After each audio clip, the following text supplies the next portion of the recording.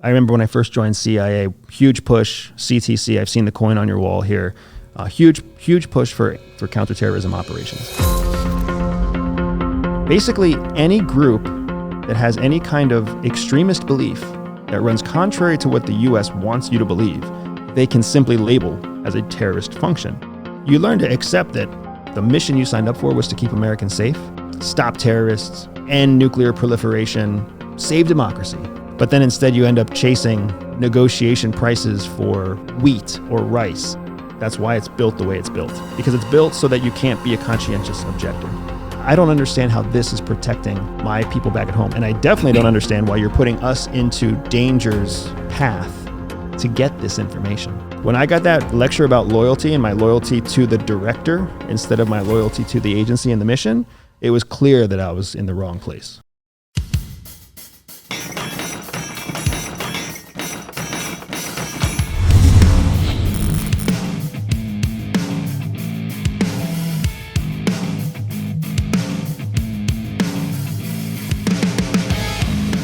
Ladies and gentlemen, as always, it's both an honor and a pleasure to welcome my next guest to the podcast. He spent 9 years in the U.S. Air Force and is a combat veteran from there. He's a former covert CIA intelligence officer for 7 years, which operated as part of a tandem couple with his wife, who was also a CIA recruit. He's a successful Fortune 10 corporate advisor. He's the founder of Everyday Spy, an organization dedicated to teaching spy skills for everyday success in personal and professional life. He's a respected voice in various media, offering insights into intelligence and security, and he's the host of the Everyday Espionage podcast, where he discusses spy skills and their applications to modern challenges. Ladies and gentlemen, welcome to the stage, Andrew Bustamante. Hey, thanks for having me, brother. So I'd actually like to start this interview unlike any interview I've ever done before. All right. Because I have a chance to pick the brain of an outstanding dog trainer. All right. And we are getting our first family puppy. No shit in like 7 weeks. Really? Yep. So what are you getting? It is a terrifying poodle. Oh, okay. So I'm being straight up. We're getting a family poodle, purebred. Yeah. Standard poodle. But I am, like, as a 44-year-old father, businessman, former military and intel person, I want to be really serious about the training of the dog. Yeah. Because dogs need that and dogs like that. And if you really want to, and I want to give my kids the experience of having a well-trained, well-behaved dog that they see through its full life cycle, right? Yeah. So, without turning the whole show into a dog training podcast, I will give you some highlights just real quick, which is two main things. One, consistency. Yep. Just like with working out or really any skill set, shooting, you name it, is you've got to be super, super consistent, especially at first. What I like to do is spend the first, couple of months being almost like a boot camp environment. With a young puppy, an 8-week-old puppy, it's a little more difficult for you because you got to get them out more often out of their crate. I do use a crate for that first, usually 6 to 8 weeks. So basically, they're in the crate other than when I'm getting them out and either taking them to use the bathroom first or using food through training to reinforce certain behaviors, whether it's eye contact or heeling or not jumping up, calmness, whatever. And then you can get into shaping, sitting, downing, long stays, go to your place, etc. But that's really the key component. I do offer online training, which I'm happy to just give you a code for. We're also doing a full redesign and adding a ton of new and improved content with multiple different trainers here in the next probably month or so. So before you get the dog, we'll have a bunch of new stuff up. But it's really akin to in any other skill set that you want to learn, is that you have to be hyper focused. And I think where most people make a mistake is not defining what success looks like. It's like, well, I want a well-trained dog. What does that look like? Well, just, one that's not a pain in the ass. And it's kind of like saying, well, I want to be wealthy. It's like, well, what's the dollar amount on that? Or what does that mean? Is it a certain number of assets? Is it, whatever? And so, and just like with anything is that, you're at point A, your goal is point B, and then you have to develop a plan to get from A to B and schedule it and then execute it. So without a doubt, I'm going to take you up on the offer for your program because I want your program anyways. Like, I want to support what you're doing with your nonprofit. I want to support what you're doing with your online community. I want to support what you're doing in the podcast, right? But then I also want to get the skinny on reward foods, dog foods, the right type of diet. Because again, when you have a puppy, you get to start them from ground zero. It's like having a kid. You get to start them from scratch the right way, right? Yeah, and unlike kids, they're not going to their friend's house getting fed bullshit and watching TV and eating snacks and doing drugs and like you control every fucking thing that's going inside of them. So. But thank you for letting me just derail right out of the gates. No problem. But I figured there was no way I was going to sit in this sofa and not talk about the family dog. I appreciate it. I mean, I would say remove the white noise, feed through training, shape behaviors, extinguish undesirable behaviors, kind of in that order, and the rest is, we'll say, cream cheese. But what's the last full book that you read? Oof, the last full book that I read was you know what? It was actually a satire. It was called it was some comedy book about becoming a supervillain. Oh, I'm losing it. It was an Audible book. Oh, okay. Good. Oh yeah. Anything to take away? Well, here's my big takeaways are, two things, right? So first, the busier you are, the more ambitious you are, the less you actually take time to just entertain yourself. And that's a mistake. That is a mistake, because what we find is that the very things that inspired us are oftentimes things that are not real and present. So if you're only reading nonfiction, of course you're not going to find inspiration for the future because you're not in a creative realm. Yeah. You're in a historic realm. Like, history can inspire you to work hard, but it's not going to help you connect those disparate ideas that don't make sense, right? Yeah. Starter Villain, that was the name of the book, Starter Villain, right? And what I found is that one of the big things that I've been trying to that I've been chewing on in my head and trying to find the right way to teach people is that the difference between a hero and a villain is razor thin, right? They both have skills. They both have ambition. They're both intelligent. They're both driven. It oftentimes just breaks down to what either morally drives them or what was the context in which their high performance was developed that drives whether or not they become a villain or a hero. And the way history tells it, many people who we claim are villains to another population are heroes, and vice versa. Yeah. And that's exactly what this book, in a satirical comedic way, explains. Is like, hey, here's a good person who was basically invited to become a supervillain because he was so smart and talented and everything else. Yeah. Well, to me, it reminds me of special operations guys or high level CIA guys. It's could have gone either way. Could have gone either way. Yeah. And you can see, even when you look them in the eyes, you're still like, I'm not sure that you landed on one side yet. Which side are you on? Well, and for that matter, to the context and perspective, depending on who you talk to, it may vary whose side they consider them on. I mean, even within the confines of American citizenship, there's people that think guys like you and I are fucking villains. I know, isn't that amazing? It is. And to that same point, we have not helped ourselves by policing and bureaucratizing the labels of villain, right? So I remember when I first joined CIA, huge push, CTC, I've seen the coin on your wall here, huge push for counterterrorism operations. And when you're 27 years old and you're first recruited into CIA, it's all black and white. Like, oh yeah, that makes sense. This group is a terrorist group, this group is a terrorist group, this group is a terrorist group. It wasn't until many, many years later that I looked at the list of labeled terrorist group, recognized terrorist groups, before I realized it's like 300 names long. Yeah. Basically, any group that has any kind of extremist belief that runs contrary to what the U.S. wants you to believe, they can simply label as a terrorist function, as long as, of course, they carry out acts of aggression and hostility. So that made me wonder, well, if we label these 300 groups terrorists, are we the only ones in the world that do that? So then I look at the UN. The UN, man, the UN has like 12. Really? Compared to the United States. So that means the unifying organization, the global organization that we belong to, only labels like less than 10% of the same groups that we label as terrorist groups. Do you remember the list? Were there any surprises that weren't on there or that were? Absolutely. Look, let's take modern day events right now. Hamas is attacking Israel. Hamas is a terrorist group in the eyes of the United States. And you'll see it. You see it if you drive through Chicago, New York, LA, giant signs that say, hey, Hamas is a terrorist group. In the eyes of the UN, they're not.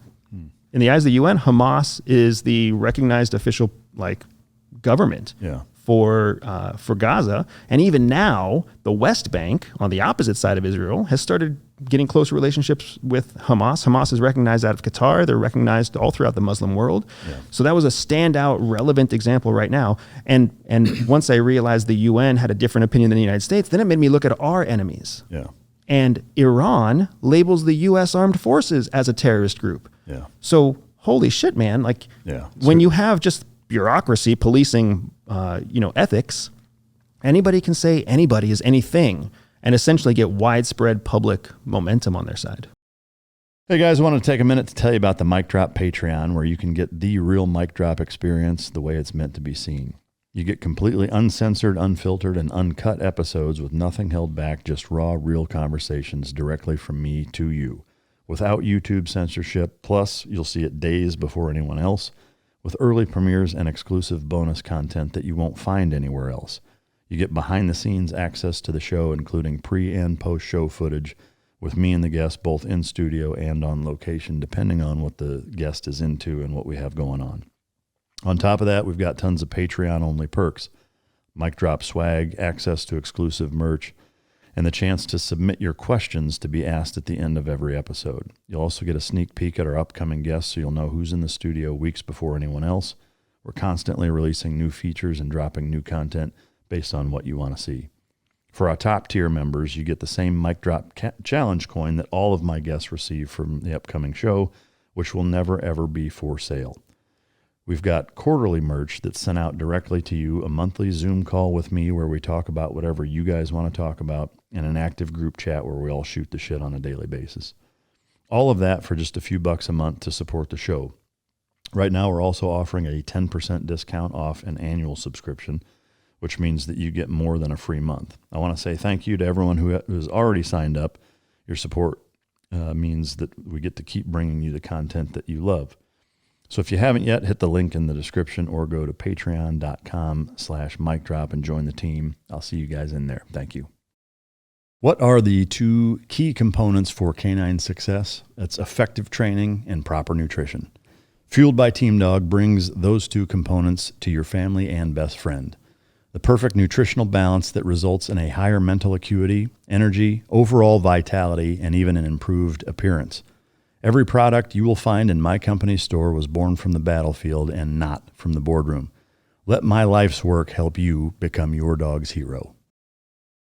Yeah, no, for sure. I'm curious and we'll get more into the CIA stuff as we kind of chronologically go along, but I am curious in that vein of, is there any autonomy as an intel guy at the CIA that influences you, or I guess I would say a train of thought that while you're doing this as a job is that you look at whether or not it's right or wrong, or is it super black and white and you're just the facts kind of thing? Like, yeah, it's a great question. It develops over time, just like with any career. When you first come in, you start to learn in hindsight.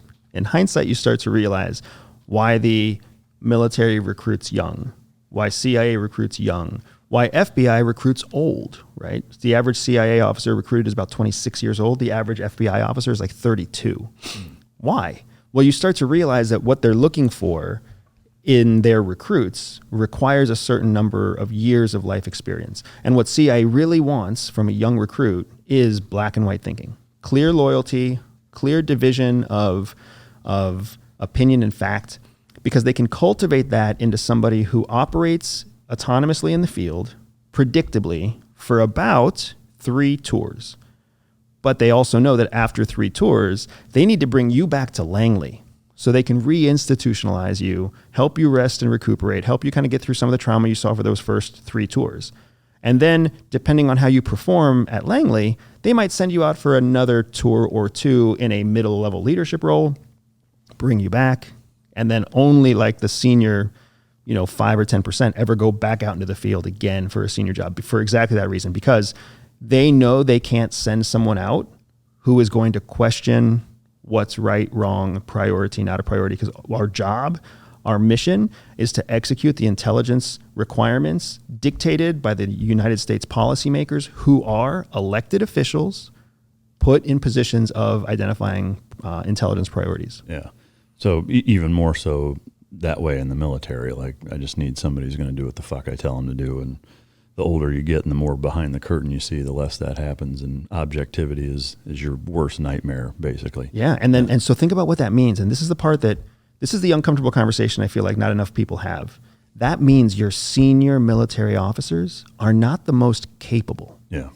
They're the most obedient. Oh, for sure. The most institutionalized. Yeah. It means the people who are leading FBI, CIA, NSA, those are not the most capable, most intelligent, most innovative. Yeah. They are the people who fucking color within the lines, and they've done it their entire career, and they will yes their way up the fucking ladder. Yeah. I mean, to me, it's that way in corporate America too, because there are parallels there with, because a lot of like C-suite guys at huge corporations. I mean, it kind of almost shadows like the game show Survivor. Oh yeah. It's like, it's not who's the best, it's who's the best at not pissing anybody or the fewest people off and being enough of a gray man and being just charming enough. I mean, it kind of reminds me of the scene in Ocean's 11 where they're in the elevator and Matt Damon's talking to one of the other guys, telling him how to not fucking stick out, like be funny but not too funny, be charming but not memorable. Like, it's kind of the same thing. It's like, it almost has nothing to do with competency.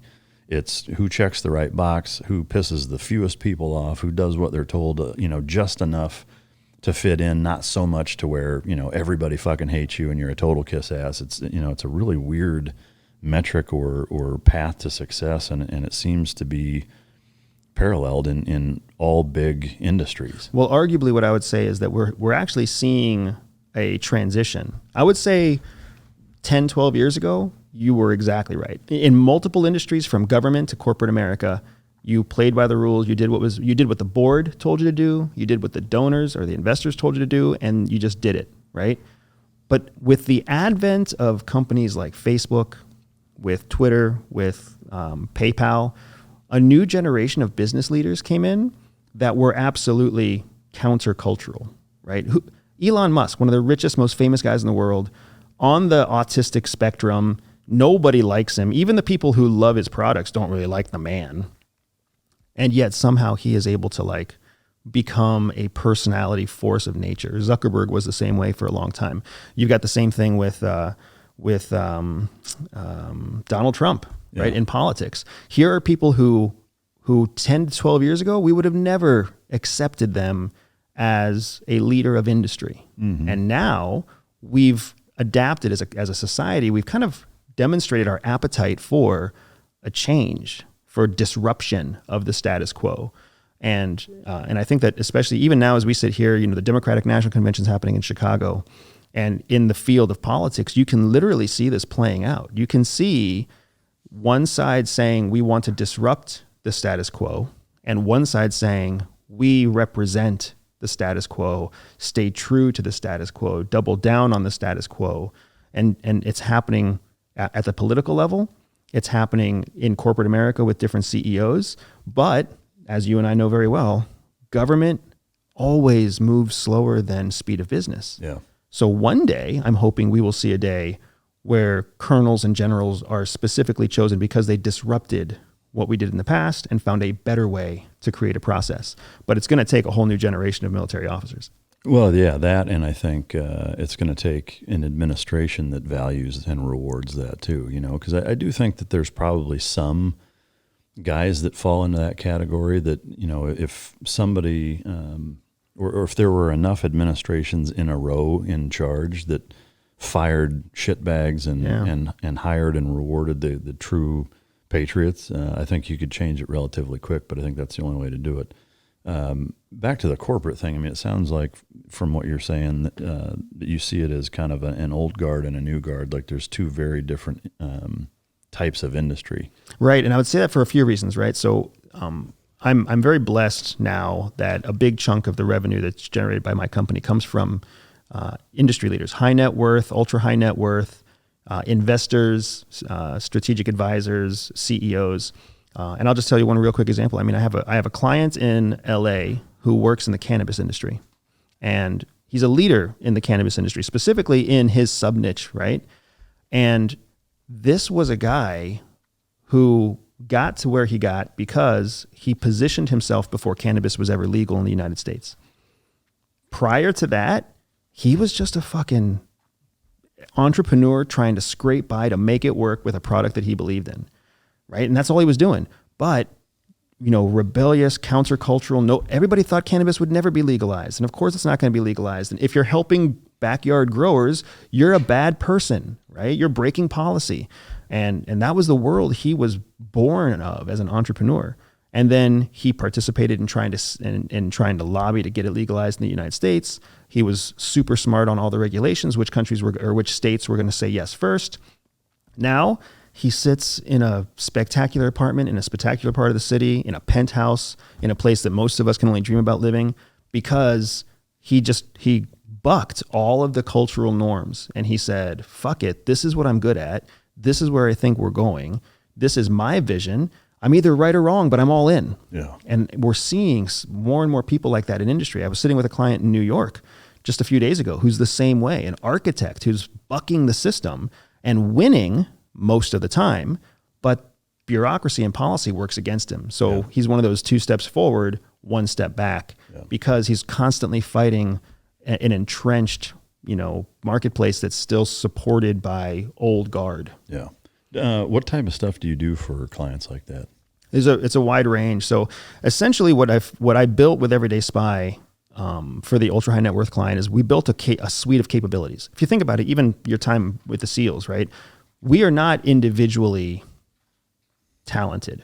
We are individually skilled, but not individually talented. If anything, our talent is learning a new skill, learning whatever skills put in front of us.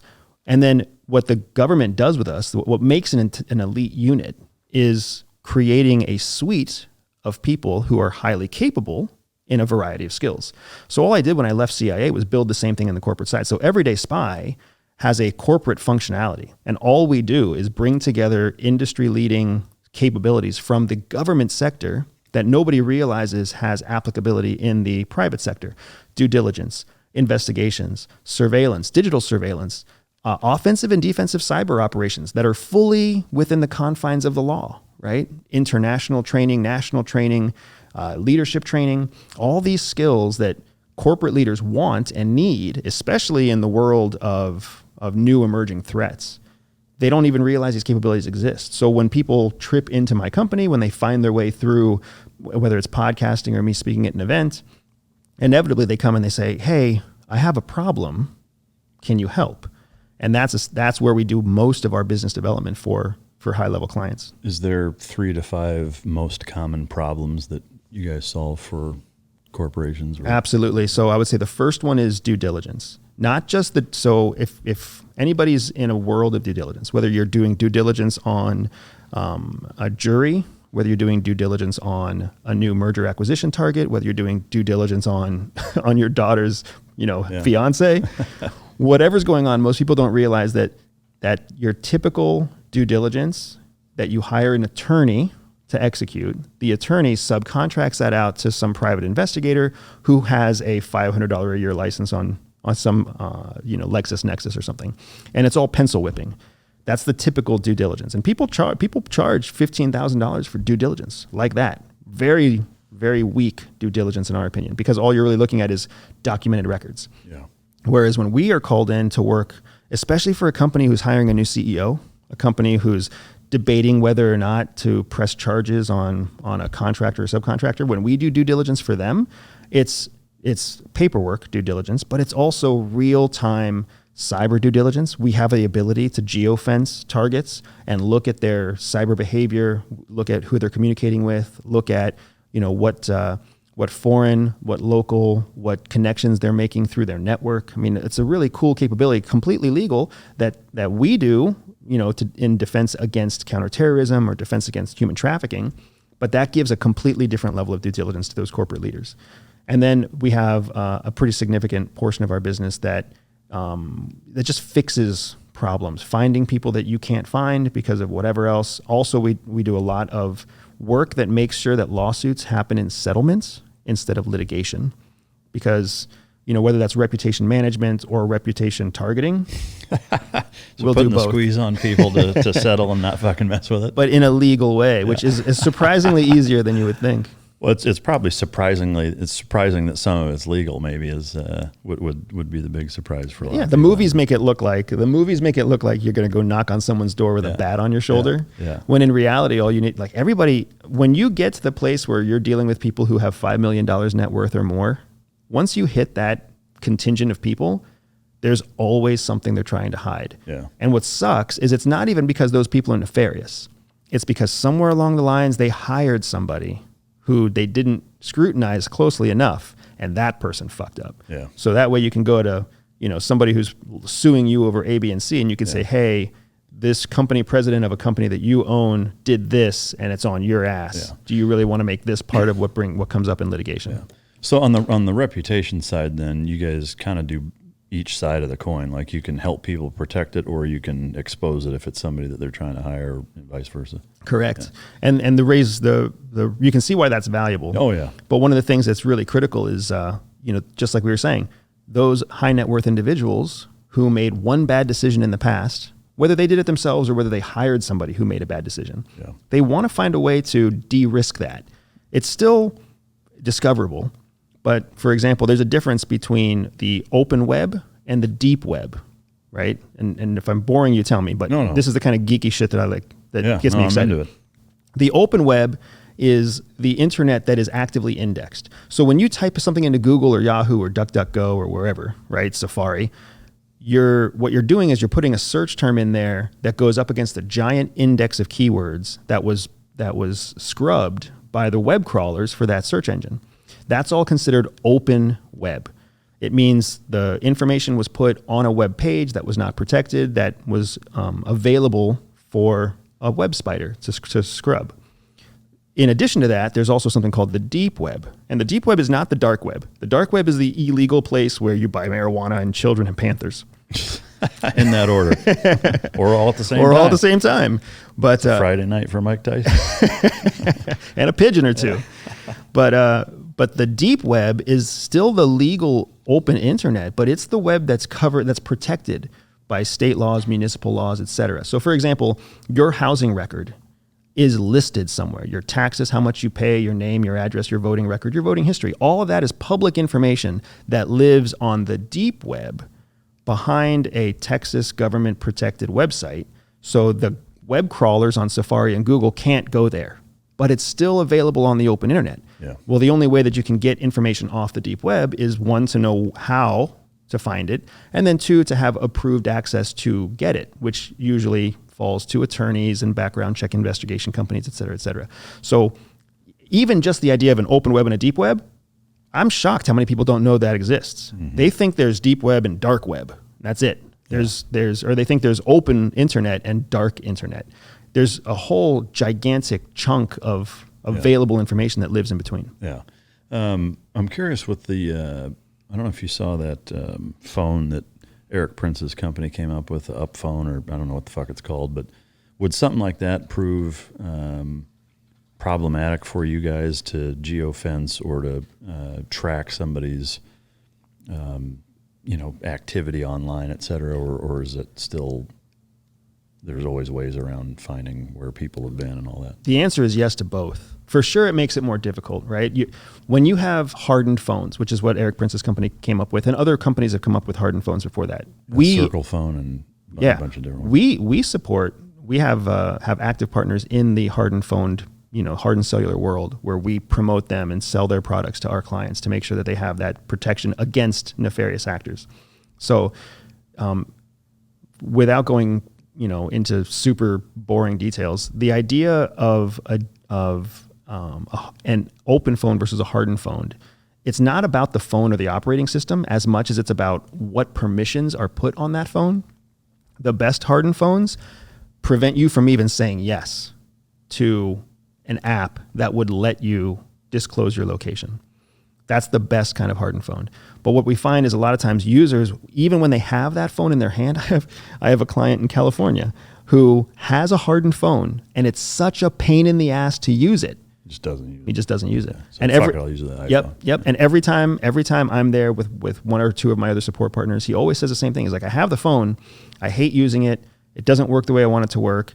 right? Like it takes too long for me to send this or send that, and people can't reach me, so I don't even use it. And we're like, hey, that's your prerogative. Yeah. But the truth is those phones work because you and I know that there's a spectrum between convenience and security. Oh, yeah. The more secure something is, bigger pain in the ass. Yeah, I mean, it's like concealed carry and having a really intrusive alarm system in your house. I mean, yeah, it's a pain in the ass. You trip it or you forget to set it, or or carrying. Like there's places that it's problematic to carry in, or it's a pain in the ass. It's uncomfortable. Yeah, I mean, I certainly get all that. As you guys know, sleep is a huge component to recovery and really all aspects in life, and it's something that a lot of us have struggled with, for a lot of our lives, frankly. As you know, I've been a big proponent of Beam, which is a hot cocoa that you drink before you go to sleep, and it's helped tremendously in terms of hours of sleep maintained as well as the quality of sleep. Today, my listeners get a special discount on Beam's Dream Powder, which is their science-backed hot cocoa for sleep, and it's got no added sugar. Better sleep has never tasted better. As you know, other sleep aids can cause next-day grogginess and just make you feel crappy, but Dream contains a powerful all-natural blend of reishi, magnesium, L-theanine, and apigenin, also melatonin, to help you fall asleep, stay asleep, and wake up feeling refreshed. If you want to try Beam's best-selling Dream Powder, get up to 40% off for a limited time when you go to shopbeam.com/micdrop, all caps, all one word, and use code MicDrop, all one word, all caps, at checkout. That's shopbeam.com/micdrop and use code MicDrop for up to 40% off. Guys, as you know, I work with a number of different products. One that's easily the most near and dear to my heart from a cause standpoint and a personal relation standpoint is Bubs Naturals. The hat on the coffee table sitting right in front of me belonged to Glenn Doherty. It was a John Deere hat that I gave him. He had it when he tragically passed in Benghazi. And I was fortunate enough to get it back from one of the co-owners of Bubs. He sent it back to me to be able to keep. Bubs Naturals is a tribute to Glenn. He was one of everybody's, he was kind of that guy that was everybody's best friend. I met several people that considered him his best friend, and he was a guy that was impossible not to like, and just, caused happy waves that rippled through every community he was ever a part of. His nickname was Bub, and that's where Bubs Naturals comes from. But it's a lifestyle brand. It's inspired by Glenn. They give a ton to charity. They've donated over $200,000 to charitable causes since their inception in 2018. On Veterans Day, 100% of the proceeds go to the Glenn Doherty Memorial Foundation, which does phenomenal work helping active duty and children of lost active duty members go to college or scholarships that they've donated a ton, and they also are heavy into the recreation space of helping people do that, because that's what Bub was all about. They have collagen peptides, which I put into my morning routine every single morning, as well as the functional creamer / MCT oil that goes into it as well.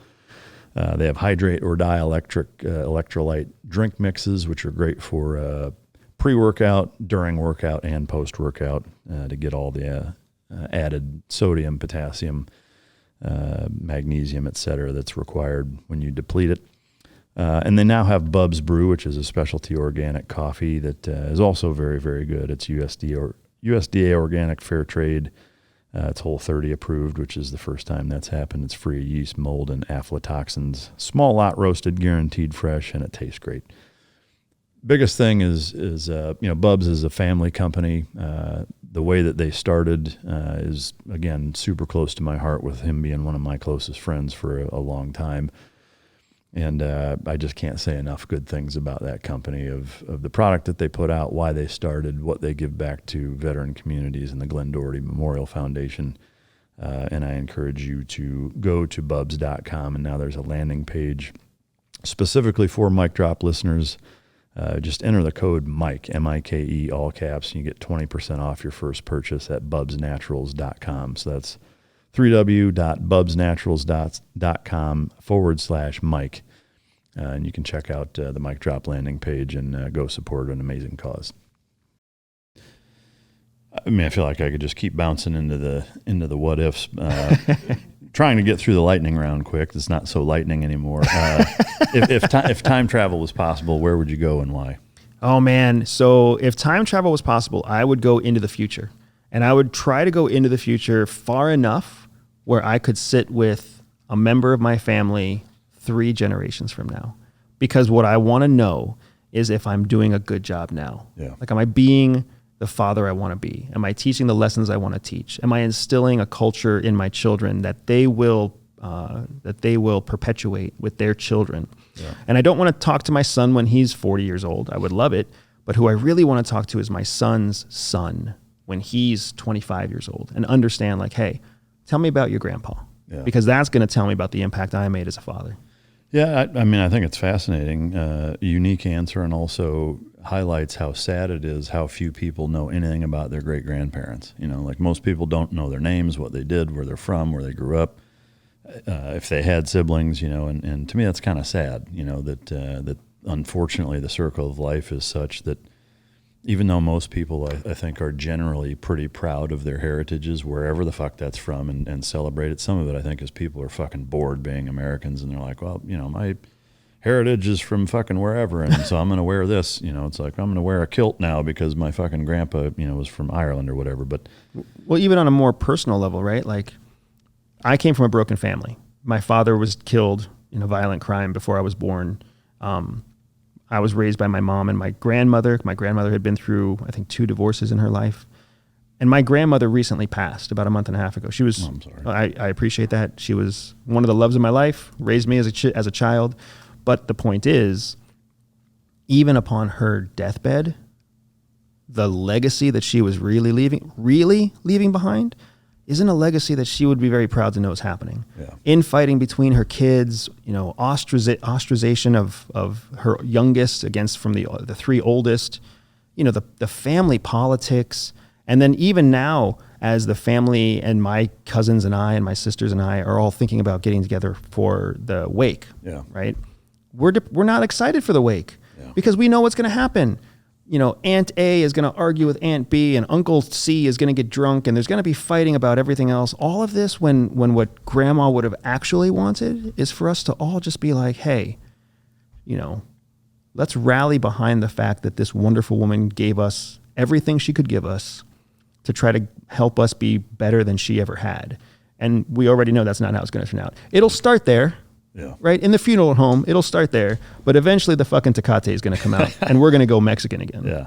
Well, I mean, to me, if you think about, you know, the amount of people that are that influential, like the level of leadership, influence, and long game thinking you have to employ your entire life to set that stage to where your great-grandson knows who you are and is living a life based on how you lived, like, who the fuck falls into that category? Like, nobody. Yeah. You know, I can't even, I mean, Winston Churchill's great-grandson probably fucking, you know, watches porn and smokes weed. You know, I mean, I don't know. Like, I'd be hard-pressed to know of anybody that's that influential. But I think I do think that if everybody lived that way, our entire planet would be 10x better than it is if they thought of it in that regard. But do you have a favorite quote? You know, it's retarded. I have my favorite quote is no shit from Yoda. Yeah. Right? Do or do not, there is no try.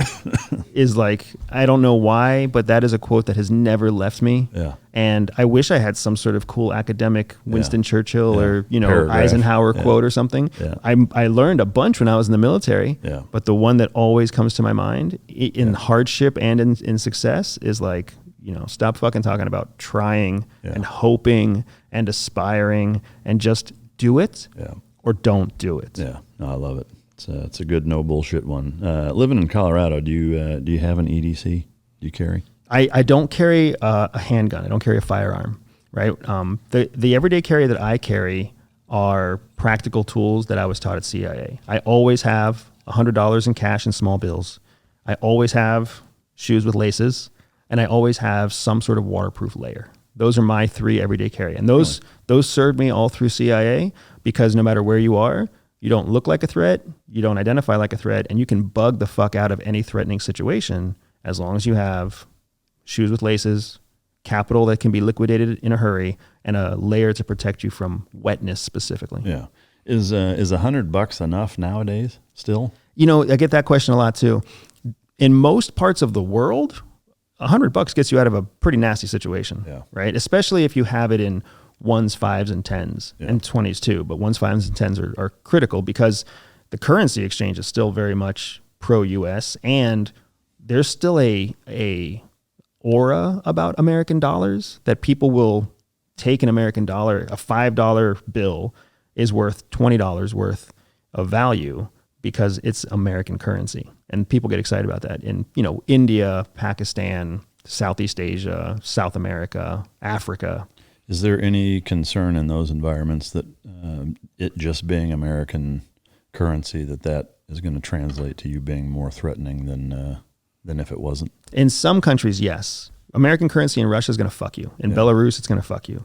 In Ukraine, it's going to fuck you, right? Because you're going to highlight who you are. But in other parts of the country or other parts of the world, U.S. currency Americans think that people like us because of our ideology.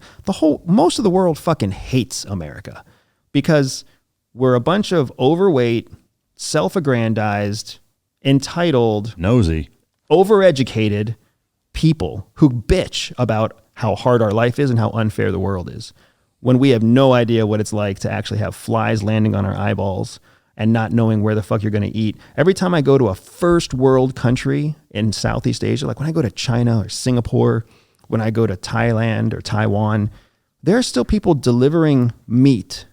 Like you'll find the carcass of a pig being delivered from the butcher to, like from the main butchery to a neighborhood butcher on a scooter, right? Little fucking 14-year-old kid with nylon straps and a dead pig on his back delivering the meat. Like that's first world still. You wouldn't see that here in the United States at all. Yeah. So what ends up happening is people hate America for Americans.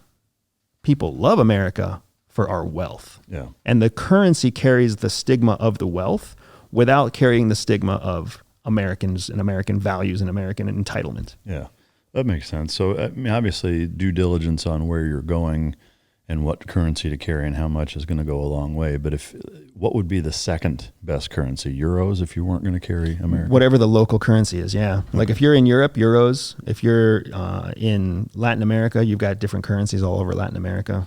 Any benefit from your perspective to carrying like 1/10 ounces of gold? Like because they're so small, or silver coins at $30 an ounce. I mean, is there any value in that you could see? So what I see is a lot of value in hard assets like that being cached, right? So one of the smartest people I've ever met had a cache in their kitchen under a wood plank that was no shit, something he could like step on it the right way and it would pry out. And inside he had a little toolbox, and inside the toolbox he had about $50,000 worth in different graduated amounts of silver and gold, ounced, coins for all intents and purposes. Super smart thing to do, because just like we're talking about having the leverage of the wealth overseas by having a $5 bill or a $20 bill, inside the US, if things go tits up inside the United States, that's going to go a long way. A piece of silver, a piece of gold, multiple pieces of gold. Even though people may not understand the value of it, like $30 might not always be worth $30. Yeah. Right. But when the day comes that $30 collapses and nobody knows what that's worth, a thumbnail sized gold coin is always going to be something people value. Yeah. Well, to me, that's the neat thing about 1/10 ounces of gold. You wouldn't want, if you buy 10 ounce or 1/10 ounce coins of gold, you're going to pay way more than the spot price of 1 ounce. But 3 or 4 of those, they're worth, gold right now is $2,500 an ounce. So 3 or 4 of those you could honestly carry in your fucking mouth. Like they're tiny. Yeah. They're smaller than a dime even, or maybe dime size at the biggest. And they're worth $240 a piece. Yep. Imagine now that's not a quick get out, but you have, a handful of those stashed in your sock or a secret spot in your shoe or wherever, like overseas. You go cash that into a place and you get a couple $1,000s American currency and it weighs nothing. You know? Well, and the other thing to keep in mind too is it's also something that you can barter for big purchases. Like if I'm in Cambodia and I need to get the fuck out of Cambodia so that I can get into, Vietnam, Yeah. I can go to a private airstrip. Yeah. And I can find a private pilot with a respectable car or a respectable plane, and I can give him 1/10 of an ounce of gold and be like, hey, all I need you to do is fly me into Vietnam. Yeah. Right? I'll take care of the paperwork. You just fly me. Yeah. I mean, for that matter, you could carry ounce gold coins. I mean, they're still not that big, and they're $2,400 a piece, you know. Here we are getting off track more than I normally do. All right. Do you have a morning routine? What time do you get up, and what's the first 3 hours of your day look like? Yeah, I do have a morning routine. I'm actually really proud of it. It's taken a long time to kind of perfect it, but I do not wake up to an alarm. I wake up naturally. In my room, I have one window with no curtains, and then I have other windows that have light curtains, so no heavy, dark blackout curtains. I let the sun wake me up, or my family wakes me up naturally. Old knee to the nuts. Happens sometimes. But then I drink 500 milliliters of water. First thing I consume is 500 milliliters of water. I go through 15 to 20 minutes of quiet time. So before I look at screens, before I watch TV, before I turn on the radio or put on headphones, it's just quiet time. And the reason I do that is because CIA taught me that in those first few minutes of the day, you're still indexing information from your night before, because your brain indexes when it's asleep, connects disparate ideas, solidifies memories, etc. So your best time to innovate is when you come out of that brain phase of sleep and you let your brain continue to index information. And then by having nothing but water's hydrating my organs and hydrating my internal system without adding calories. Calories require processing, et cetera, et cetera. So there's just tons of benefits to going through that process. And then after that first 30 minutes or so, then I'll go through eating. I eat eggs, usually egg whites, vegetables, fruits. That's what I start my day with. High fiber, high nutrition, high protein rich foods. And then I'll roll into probably 20 or 30 minutes of just quality connection time with my wife, with my kids. My kids homeschool. My wife works in the business with me. Oh, nice. So if the sun wakes me up around 7:30 or 8, I'm not really working until about 10:30 or 11. And all that first 3 hours is spent just priming my body to be really efficient from about 11 o'clock to 4 o'clock, so I can do what I need to do in a day in about 4 hours. Yeah. And then get to the gym, focus on kids, family time, husband time, that kind of thing. Yeah, that's awesome. Do you mind if I ask how old your kids are? I have a 7-year-old daughter and I have an 11-year-old son. How have you homeschooled them the whole time? So my son went to a pre-kindergarten school when we were in Florida. Which was the same year that we had our daughter.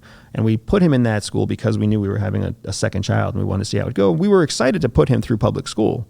But then it became very clear that the structure that was being presented to them, even at that young age, was structure that benefited the institution, not the child. Yeah. And that was when my wife and I were like, we got to find a better way. And we looked at Montessori schools and we looked at all sorts of shit. And at the end of the day, we were like, no one is going to invest in our kids as much as we are. So let's figure out how we do this our way. Yeah. So we homeschooled our children, just the two of us, from the time my son was about 4 up until this year. And then this year, we finally reached a level of wealth with our company that we were able to hire our own private educator. So a governess is what they're called in the UK. That sounds kinky. Talking about kids, fuck. But yeah, so now we homeschool still, Yeah. but we essentially have a private teacher who does what you want and follows a curriculum that is homeschool based and homeschool tradition. Even though she herself is traditionally educated and very well educated and experienced, she's able to take all that and turn it into a homeschool curriculum that we can monitor real time in the house. That's awesome.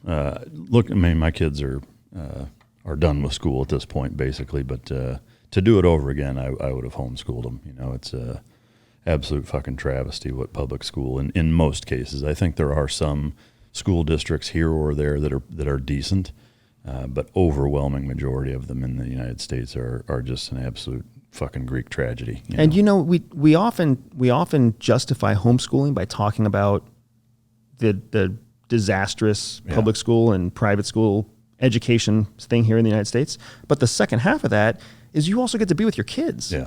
Yeah. We only get, I mean, your kids are grown, so you know better than most. That's a one-way train. Oh, I know. And that window, even though it's open for, almost 20 years, it feels like it's about 2 fucking weeks, And I mean, it's, to me, I love the way you're going about it. To do it over, I would do it exactly like that. Can I ask what the curriculum is? So our children follow, it's not a standard curriculum. So it's like, once you get into the world of homeschool, there's so many of them. Classical and Greek and whatever else. Our curriculum, for all intents and purposes, is called an unschooled, student-led curriculum, meaning it's the antithesis of school. There's no structure to, we start at 9 o'clock, we end at 3 o'clock. There's no structure like a school structure.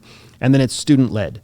So whatever they're currently interested in, it's the educator's responsibility to find a way to work the 5 core subjects into whatever topic the kids are interested in. So for example, my son, out of nowhere, man, and I love it, trust me, but out of nowhere, he started taking an interest in blacksmithing. Really? Yeah. So awesome. So my wife worked with our private educator. They found a local blacksmithing studio that teaches kids. So then he went and forged a knife. Yeah, that's awesome. Holy shit. And then he brings home this forged knife, shows me, and of course I'm like, is there a dad? Is there a dad program? So then we go back, we forge knives together. That's cool. Right? And the educator's job is now to recognize he's interested in this. So now he's learning knives of different military conflicts from different time periods, different metallurgy, why metals respond differently. Chemistry, math, you name it. Exactly. It all applies to the heat. It applies to the math. It applies to the science. It applies to social sciences, right? Yeah, and my daughter's in a completely different place. She doesn't really care about forging weapons. She's really into fashion and design. So we do the exact same thing, right? The material sciences behind the fabrics, the measurements behind the fabrics, the ingredients that go into different types of makeup. That's the beautiful thing about homeschooling and in our world, child-led learning. Because if you were like me, I remember, it's time to learn about ancient Egypt. And I was like, who the fuck cares about ancient Egypt? Yeah. But there was also a time in my life when I did care about ancient Egypt.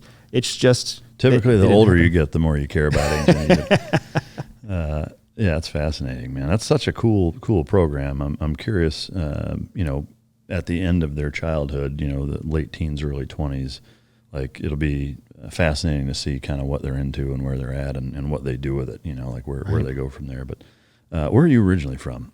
I was born in Arizona and grew up in Pennsylvania. Okay. So first generation American citizen, my family, my grandmother, my mother, all came up from Mexico back when there were more porous borders and more flexibility for immigration, which is how they ended up being in the military so young too. But grew up in Pennsylvania, and then all I wanted to do at 18 was get the fuck out of Pennsylvania.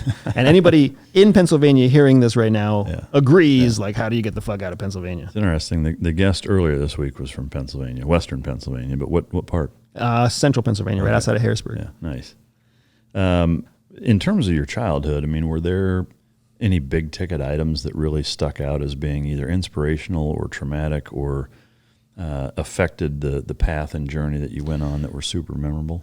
Yeah, man. And, I wish I had, as I tell these stories, I will try to come up with good news ones, but most of them were bad news stories. Well, so losing my father was not a big ticket item. I wasn't old enough to understand it, right? The first time I realized that my stepdad wasn't my father, and this sounds stupid, right? I'm a brown kid. But the first time I realized that my white ass stepdad was not my father, I was about 7 years old. And I was shocked. But at the same time, I was like, oh, well, then who was my father? And then I went into this place where it's like, oh, I had 2 dads, like a dad that I lived with and a dad that I never knew and whatever else. That was a little bit more of an inspiring moment. But really the childhood moment that kind of defined me in a lot of ways, I was about 12 years old. And I was arguing with my stepdad, like all teenagers do with their step-parents. And I went to my mom to try to get some comfort, to try to get some support. And I was like, Mom, Dad he's wrong. He's being unfair. This expectation is a double standard because I have 2 half-sisters that are his children, and they get a different rule than what I have as the other child. It's not fair. And my mom looked at me and she was like, I'm not going to help you on this. I love your dad more than I love you. Holy shit. No way she said that. She did. And at 7? At 12. 12. Fuck. And she was like, and here's why. Because every day I wake up and I have to choose to love him. But I'm always going to love you. you're my child. It's automatic. That's a strange way to put that, right? You know, like it's a powerful second half. The first half is Fucked about up. as big a kick in the nuts. Like probably not how I would have said that to a child, but it defined me, man. Absolutely defining moment, because in that moment, I realized, one, I can't trust my parents. I can't trust them. She doesn't love me more than she loves anybody else. I don't know where I land. I thought this whole time she loved me at least equally, but she doesn't. So I can't trust these fucking people. And if I can't trust these people, I can't trust anybody. Yeah. So, I mean, I still strongly believe that I was successful at CIA because I learned to stop trusting everybody at like 12. But then second, it was that moment that I was like, I am never doing this to my children. Yeah. I am going to have children. Fucking come hell or high water. I will have children with a woman I love, and I will make certain that every fucking day of my life, those kids know that there is nothing I put above them. Wow. Nothing. And I remember when I first met my wife and I told her this story, because she came from a very healthy, loving family that was fucked up in different ways. But I told her that story and she was like, I hope you don't ever feel like that. Like, we should never feel like we have to love our children less than we love each other, or that effort has any role to play in love. So I kind of knew she was the right woman then. Yeah. But especially now to this day, like, that's why it's one of the reasons we chose to homeschool. It's a huge part of why I chose to start my own business. It's why my business is an online digital business. I've built everything around my children. I left CIA to build a family. So the last thing I'm going to do now is fail to meet that moment in history for me. Yeah. You know, it's amazing the inspiration, the generational inspiration that people get from moments like that, but how they kind of carry over in some ways. And in some ways, like, you know, your wife, it sounds like there are people, I'm not saying her, but there are people that maybe take that for granted. They don't know that a situation like that is even possible. Like, even for me, like hearing that, it's like, holy shit. Because I came from a pretty similar family to your wife, it sounds like, where it was like, leave it to Beaver. It's like nobody ever fought. Like, I mean, it was just almost sickeningly amicable, you know. I mean, and it wasn't until I was older where I realized how fortunate I was. But that's kind of the thing, is that if you grow up with that and you don't even know any different, like, I think sometimes that can lead to not doing as right by your kids because you took it for granted and didn't realize how intentional your parents were in not making it that way. And then, you know, it builds into something like that, and then that forces that child to do way better. And it's like this weird roller coaster of outcomes. But man, that's some powerful shit. Did that have anything to do with you wanting to actually join the military and go that route? Yeah, absolutely. So, you know, I tell this story and I appreciate your encouragement and support for it, right? I know I'm not the only one. I've met people who can relate to that story. Maybe their mom didn't look them in the face and say it. Maybe their dad didn't look them in the face and say it, but their actions showed them that, hey, I love something else more than I love you. I love my job. I love booze, right? I love my mistress, something, who knows what. But I know I'm not the only one that's felt it, because I've met those people. A lot of those people have become my ultra high net worth clients. They know exactly what that shit's like because that's what drove their ambition to become so much bigger and so much more than they ever thought they could be. Yeah. But joining the military was my chance to shed the legacy that had been given to me on a fucking dirty napkin, right? Like, this history of violence, of broken families, of, you know, of misaligned loyalty, like all that shit in one fell swoop with the strike of a pen, I could belong to something bigger. And that's how I saw my opportunity to join the military and how I saw my opportunity to join the Air Force. And even though I wasn't excited to be a soldier and serve my country, I was very excited to fucking hit the Nintendo reset button and start over. Yeah, that's wild. And did you go from high school right into the Air Force? Yeah, so I was accepted into the Air Force Academy coming out of high school. Turns out that when you are from a rural school, there's not a lot of competition for people who are trying to like go get full ride scholarships. Did you play any sports? Did that have anything to do with it? I did. So I was active in a lot of stuff because I didn't want to be home, right? There was no reason to be home. So I did everything I could not to be home. I got lucky in a lot of ways that because I was part of cross country and track and field and fucking, you know, math club and chess club and the band, I just didn't have a bunch of friends who were scumbags. Yeah. If I would have had scumbag friends, I would have gotten into scumbag shit for sure. Yeah. But I just happened to have good friends because I was part of these good clubs. And that set me up for a competitive bid for the Air Force Academy. Not a lot of gangbangers in the band, right? It's true, right? What did you play? I played the clarinet. Nice. And then I ended up being the drum major because it's hard to look masculine when you've got a little wood stick in your hands. Yeah. I mean, to each their own, I guess, right? All right. So you go to the Air Force Academy, Colorado Springs. Was that like a huge culture shock coming from central Pennsylvania and the life that you'd been living? In some ways, yes, and in other ways, no. Colorado was a huge culture shock. It's very different than Pennsylvania. But the academy lifestyle was shockingly not that much of a big change. My stepdad, my stepdad was a Vietnam vet and was super strict. And that was part of the reason for the conflict in the house, was because I was held to very strict military discipline type of standards for my hair, for my chores, for how I worked with my parents and everybody else, where my sisters got a pass. Was he physically hard on you? Yes, he was physically hard on me because if you remember, so I'm 44, it's the late 80s, early 90s, spanking your kids, hitting your kids. My dad spanked me with a belt. So I was belted. And that was commonplace.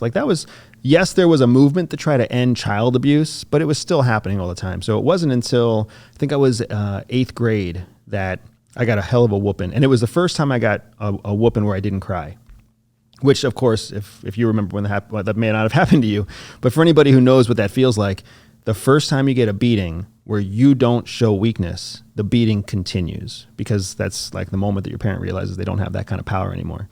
So I end up going to school, 8th grade, phys ed, because phys ed was still allowed in schools then. And I've got these fucking welts and bruises all over me that are shaped like a belt, right? And up my back and the back of my legs, and a teacher sees it, pulls me into the principal's office. I tell the principals like it's no thing. Oh yeah, got in an argument with my dad. He beat me with a belt. And they're like, he did what? Yeah, he beat me with a belt. Fucking no kidding. The police show up the next day at the house. Wow. And they have a conversation with my dad and my mom, and it all stopped then. To this day, my mom still says that never happened. Really? Yeah. Do you get along with her well now? It's a mixed bag. I love my mom, like all sons love their moms. I love my mom. And my mom did the absolute best that she knew how to do. But I'm also 44 years old. I'm not stupid anymore. I'm not a kid. Yeah. I realize my mom may have become a mom, not because she chose to. Right. It may have been expected of her. It may have been required of her. It probably was. It was just what a good wife did to have kids with the first husband, have kids with the second husband. But she always wanted a career. She always wanted power. She always wanted women's liberation. She always wanted feminism. She always wanted a very different existence than I think the one that she actually had. So I have to respect that. I get that, right? Yeah. But yeah, so living under the roof of the Air Force Academy, where people were in my face and I had structured everything and limited time to eat and yes sir, no thank you sir, that was kind of normal for me. Yeah. Did you enjoy it there? I mean, hated it. Really? Hated every fucking minute of it. Oh shit. Yeah, I hated my time at the Air Force Academy. Every time I get a chance to talk to anybody who's considering going to a military academy, that good. I tell them, do not do it. So, and it's not necessarily because of the academy. It's not that the academy itself is doing anything wrong. Whether it's West Point or Annapolis or the Air Force Academy, it's traditional. That's what they do. They create military leaders. They call themselves a leadership laboratory. They call themselves all this other bullshit, right? But the truth is, who you are when you graduate at 22 years old is completely ineffective for the rest of the world. Yeah. You've had meals taken care of, your education taken care of, you've been taught to follow orders, you've been taught to fall under a bureaucracy, you've been taught to fall under a hierarchy, you do not question the hierarchy, you follow a code of honor that isn't really what you follow, you just learn how to lie, cheat, and steal your way around the code of honor. That's the reality of what happens in order to graduate those institutions. Yeah. The average person who goes to University of Florida or Georgia Tech or fucking Villanova, when they graduate, they're real fucking people. They know how to work for a paycheck. They know how to pay taxes. They know how to operate a cell phone bill. They know what car is too expensive to buy and what car isn't too expensive to buy. They have real world skills that when you grow up in those core foundational young adult years in a protected institution like a military academy, you don't get any of that shit. Societal skills. Correct. Yeah. Like what it means to really be an American. Yeah. Not just an American soldier, Yeah. but really like live and breathe the freedoms and the sacrifices and the responsibilities of an American citizen. Yeah. I mean, obviously it makes sense why they do that, because they need you to be that. Was that kind of your takeaway even at that age? Because that's a pretty surprising perspective for a 22-year-old to realize, in that moment. Is that what you thought even then? No, it was funny because, all I could see then, I was a bad cadet. I was not good in the military. I will be the first one to raise my hand. Everybody who knows me will agree. I struggled with all of the rules. I struggled to prioritize the way they wanted me to prioritize. I tried to have a life. I was always chasing tail. I was always trying to make friends. I was always trying to find a party to go to. Like I wanted to do something to experience life. Whereas what they wanted us to do was shine your shoes, iron your uniform, keep your bed corners tight, right? Yeah. That was the world that they wanted, and it was not the world I was in. So as a result, I barely graduated, 2.7 GPA and whatever else. Still graduated, still called lieutenant at the end of the day like everybody else. Yeah. But it was very different. What the moment that it struck me was when I left the Air Force Academy and my first assignment, two fucking things struck me. My first assignment at the Air Force, was to be an instructor at the Air Force Academy. Really? How the fuck, man? How do you have a 2.7 GPA? You hate your entire existence there. Everybody at the institution hates you also. But when the higher ups take a look at your file, they're like, you know what we need this person to do? We need them to teach more people. Wow. So it was fucking crazy. So I ended up in the phys ed department. I was a varsity fencer while I was there. I was a decent athlete while I was there. So that's the department they put me under. I served under a naval commander who used to call me boy. Like, Jesus. Get your work done, boy. Open the door, boy. It was fucking crazy. But my point is, it wasn't until I had to find an apartment and I didn't know how to do that. Yeah. And then I had to pay a monthly bill to rent the apartment. I didn't know how to do that. I had to I had to pay a cell phone bill. I didn't know how to do that. Pay car insurance. I didn't know how to do that. And I'm like, what the fuck have I had my head up my ass my whole life? And then I realized like, oh no, my girlfriend that I just met, she's been doing this since she was 18. Her mom, her dad, her guidance counselor, her somebody taught her, this is what you have to do to this, and this is how you fill this out, and this is how you balance a checkbook, and we didn't learn any of those skills, man. Yeah. So I had to figure all that shit out when I was 22 years old, and then in my Air Force career, I'm meeting ROTC graduates, I'm meeting OTS graduates, I'm meeting, these other people, and they all have shit figured out, and they have their heads on straight, and they're not overwhelmed or confused by stuff, and I'm sitting here and I'm still like, well, shit, man, like I'm still chasing tail, but I'm also trying to figure out why my credit score is fucked, because I was told I had to take a loan in my junior year with USAA. And now I owe the world $20,000, but I only make, a paycheck of $700 a week. So I don't really know how this is supposed to work, where all of them are like, oh, well, you're fucked before you even know it. Yeah. Was there anything you enjoyed about the Air Force Academy? So it was, as funny as this is, the really good cadets, like the people who really succeeded there, I've got a handful of people, right? Kenny Horton, Peter Euler, Eric Lathrop. There are these guys who they were so good at being cadets. They sacrificed everything. Stayed up late, doing their homework, polishing their shoes, ironing their shirts. They were unflappable fucking people. Like they just couldn't be brought down. They couldn't be distracted like I was distracted, and they couldn't be torn down by the process, and they always tried their best, always, right? And I love these guys to death, and they're absolute inspirations. They're all three of them senior military officers now, but all three of them, they all have a different opinion about the Air Force now, right? Yeah. So I left as soon as I could after 5 years of service.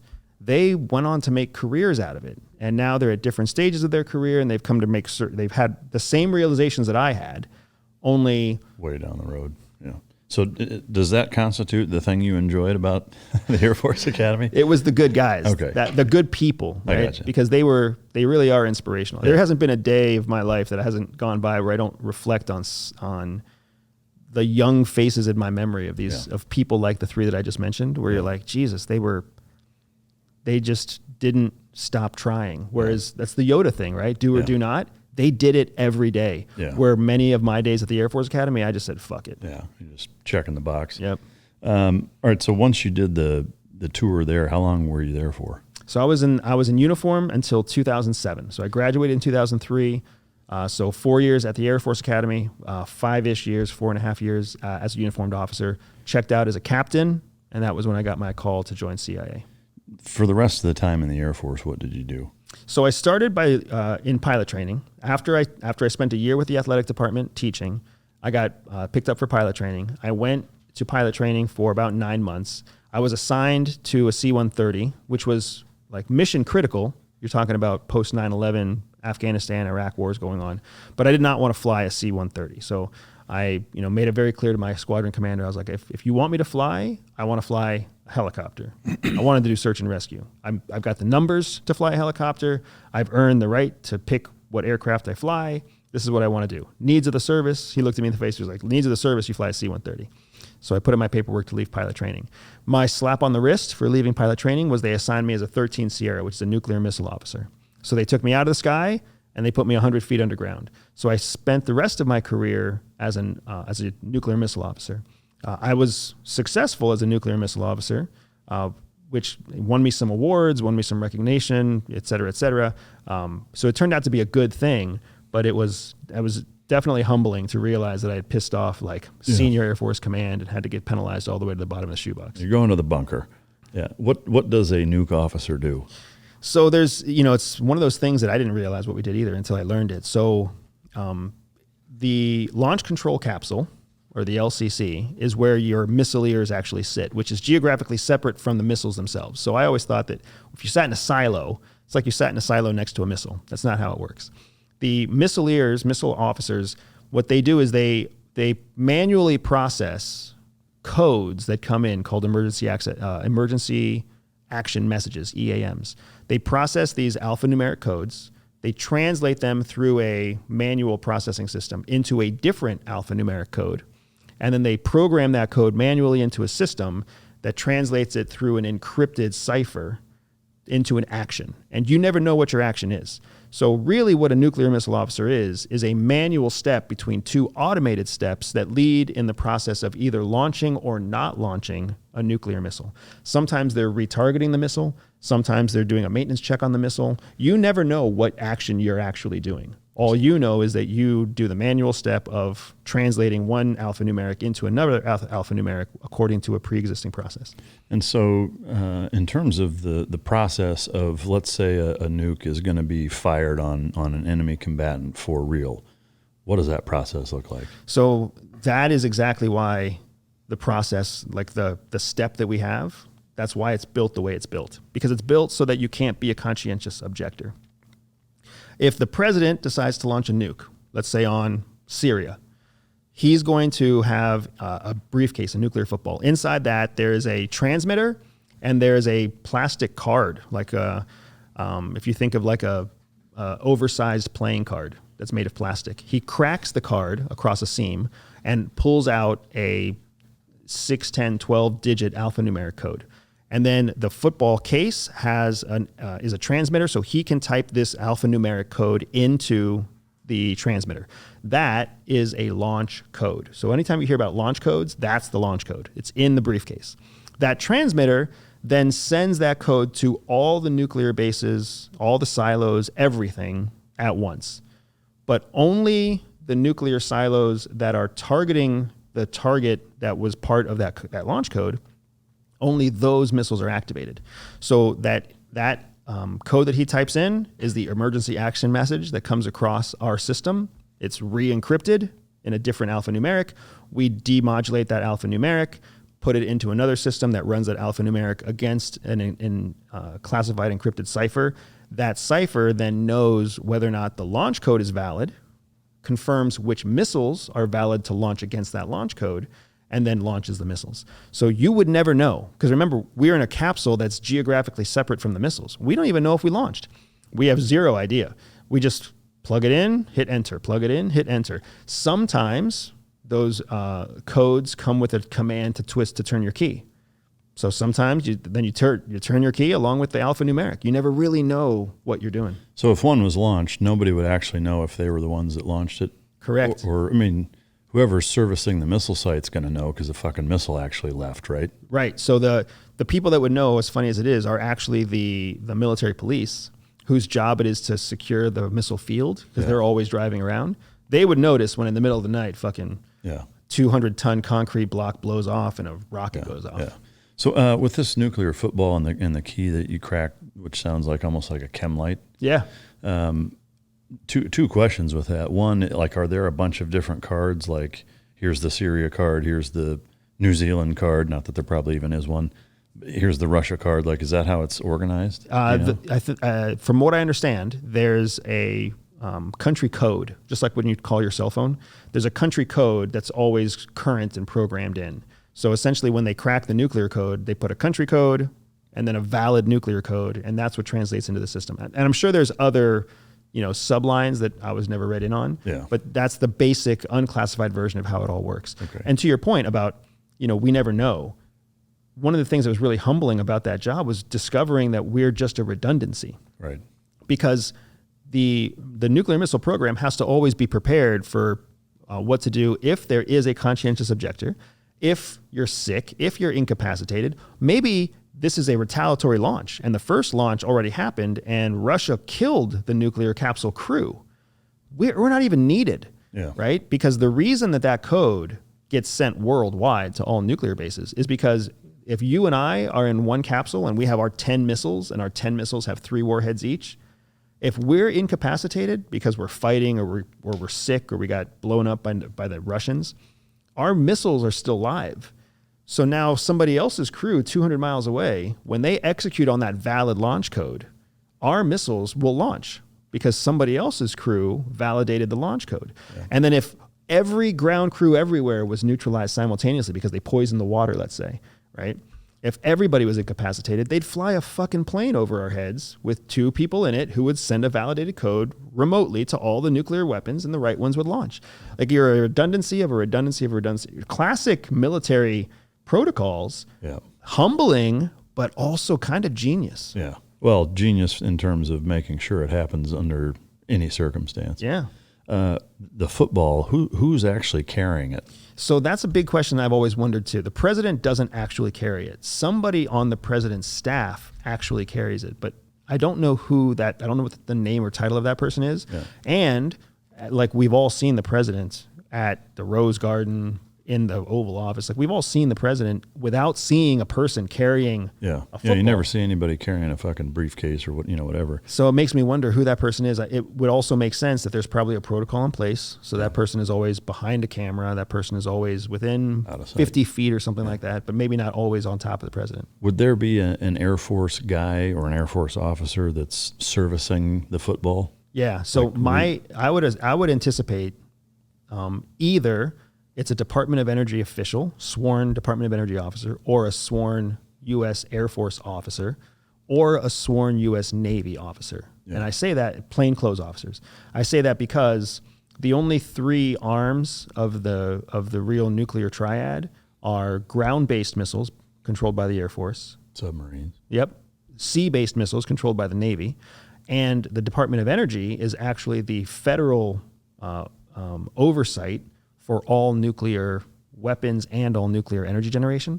So people don't realize that either. DOE is actually the primary. So those 3 would be the only people I would imagine they'd put in charge of that football. Yeah. I mean, I've known a few guys that have gone and worked for DOE doing nuke transport shit and site security and all kinds of stuff. It's a fascinating line of work for sure. What is the training like for a nuke officer? Like, when you go from being a fencing instructor at the academy to being a redundancy in the nuke chain. I had, so for people who don't know, pilot training is a shit show. Pilot training sucks. I think when you go to Naval Flight Aviator School in Pensacola, I think that's the only fun, quote unquote, fun version. And I'll let a naval aviator tell me if that's true or not. But for Air Force, it sucks everywhere. It's 14-hour days of rote memorization and drilling and everything else, and it sucks. But nuke school was fun, dude. Nuke school was a shit ton of fun because There's like no stress because everybody basically labels a nuclear missile officer as like the shit cans of the Air Force anyways. So there's zero pressure for you to be like high achieving or be excellent, right? A low bar. Yeah, but then to pass the ASVAB, to get to nuke school, you got to be smart. Yeah. So you got a bunch of like smart people with no pressure to overachieve. Yeah. Smart rejects. Yeah, and you're all sitting there knowing that no matter how hard you try or how much you slack, you're all going to end up underground 30 days out of every 180 days, right? Yeah. So you already know it's coming. So you're just kind of on this path, and I mean that was the most true Air Force experience I had. Like the officers club every Friday, you know, playing pool and shooting darts and having barbecues at friends' houses, and you're only working 8 hours a day, and you know that was it. People getting engaged, people dating, and you know people getting drunk on the weekends and on 3-day weekends. Like that was a fun time.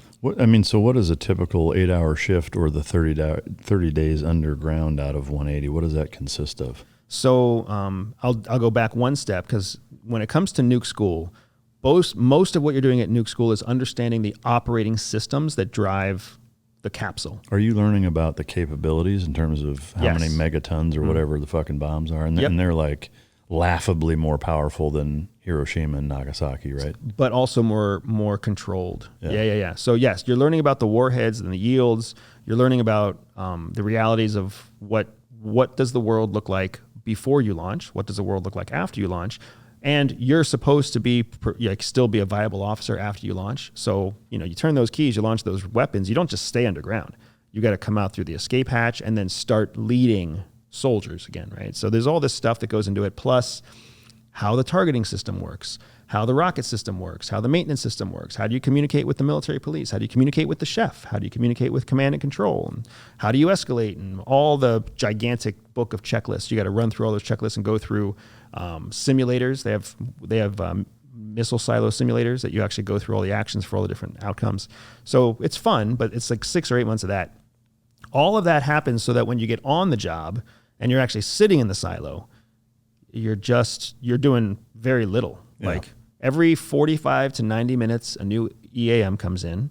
You go through the whole process of doing your tippity tap, bippity boppity boop, and then you wait for 30 to 90 minutes or 90 to 45 to 90 minutes for the next one and the next one.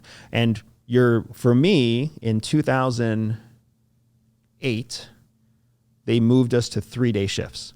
So you would be underground with the same person for 3 days. And that was coming off of a 24-hour shift before that. So is it ever co-ed? Yeah, absolutely. I mean, is there some shit going on? Always.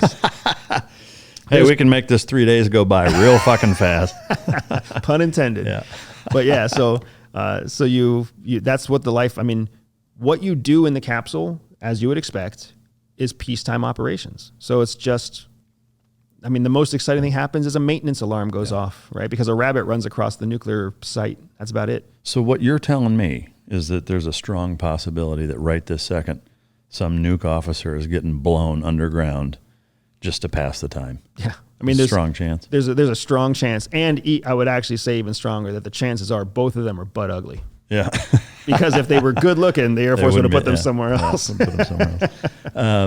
Back to the school portion, is there time spent on adversarial capability and how we stack and how everybody else stacks up? Yes, and that's one of the most interesting things about it. So I actually got my top secret SCI clearance from the Air Force. SCI being Special Compartmented Information. You can't work at CIA unless you have a TS-SCI. That's what takes the most time for most candidates who go into the CIA. So it was the Air Force that got me my TS-SCI, because in order to learn the nuclear categories of classification, you have to be an SCI. And that was where I learned about, Chinese missile capabilities, Russian missile capabilities, the truth behind rumored nuclear capabilities, because there are countries that people don't know if they have nukes. Nobody knows officially nobody knows if the UK has nukes, if Israel has nukes, if North Korea has nukes, if Iran has nukes, if Syria had nukes, if Iraq had nukes. So the classified side of those you learn in that school system. But then you also learn how our missiles are different or better or worse than some of their capabilities. You learn about Russians' train-based nuclear missiles and China's liquid fuel-based nuclear missiles, because all of America's nuclear missiles are, all of America's Air Force missiles are solid state, solid fuel. I think the Navy missiles might also be solid state fuel. What is solid state fuel? Solid state fuel is essentially what your like if your fireworks on 4th of July. Yep. It's shit. It's a fuel source that's dehydrated. Like bottle rockets. Yeah. Right. Only a little bit more powerful. Right. Well, yeah, I would hope. Fuck, that one only went above the roof of the house. So what window, years-wise, did that take place that you were there? 2000. So I graduated in 2003, and then I went into the Air Force Golden 13 program teaching at the academy until 2004. And then I went from there to pilot training for a year till 2005. And then I was assigned to a nuclear base in 2006. So I was underground from early 2006, late 2005, until I left in like Valentine's Day 2007. Okay. So in that window of time, obviously the international capabilities, I'm sure, have shifted or changed, maybe even significantly, maybe not, who knows. But at that time, can you speak to who you are the most, or who we are the most worried about? Yeah, so I remember very clearly during my CIA application, one of the essays I had to write was an open source intelligence report assessing our biggest threats. And how fucked up is this? I wrote, because I got chosen for CIA, so I must have been more right than wrong. My two adversaries were Iran and Venezuela. Really? Yep. Iran and their expanding dreams of the Shia Crescent and the Caliphate, et cetera, et cetera. That makes sense. Venezuela is a big fucking surprise. Back in 2007, it was not, right? Wow. Back in 2007, 2008, they were one of America's primary traders for oil. Like, our oil industry was heavily dependent on Venezuela. You had the rise of Hugo Chavez and the socialist demise of what was otherwise a very successful, very wealthy country. So they have a significant nuke capability? No. Okay, this is just in general. Yeah, the two biggest threats to the United States that I wrote about were those two countries. Okay. When it comes to nuke capabilities, it was Syria and Iran. Really? Yeah, Syria. Because what Syria had were launchable chemical weapons, which we then saw them use later on.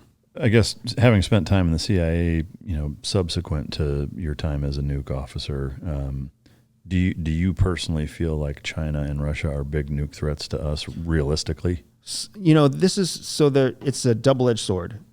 I would say that nuke threats are real. Nuke threats against the United States are not very realistic. Yeah. Right? It's a good chance that in our lifetime we're going to see another nuke go off. It's not going to fucking happen in the United States because every country in the world knows nobody outperforms our nuclear capability. So to launch against us guarantees that we will launch back and you're going to be decimated, right? Yeah.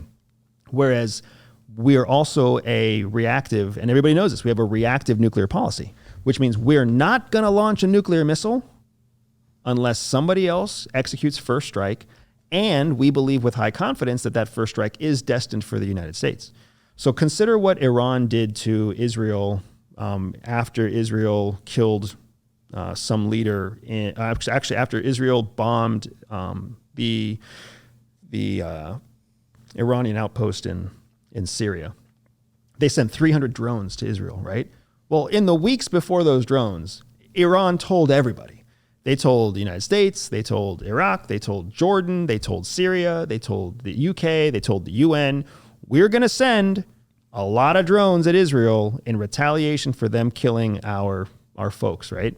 So they announced it to the whole world because the one thing they did not want was for anybody to misunderstand that those drones were headed to Israel. If they would have thought those drones were headed to an American aircraft carrier, or if those drones were headed to an air base in Jordan or Iraq, they knew shit was going to go nasty. So they announced it to everybody.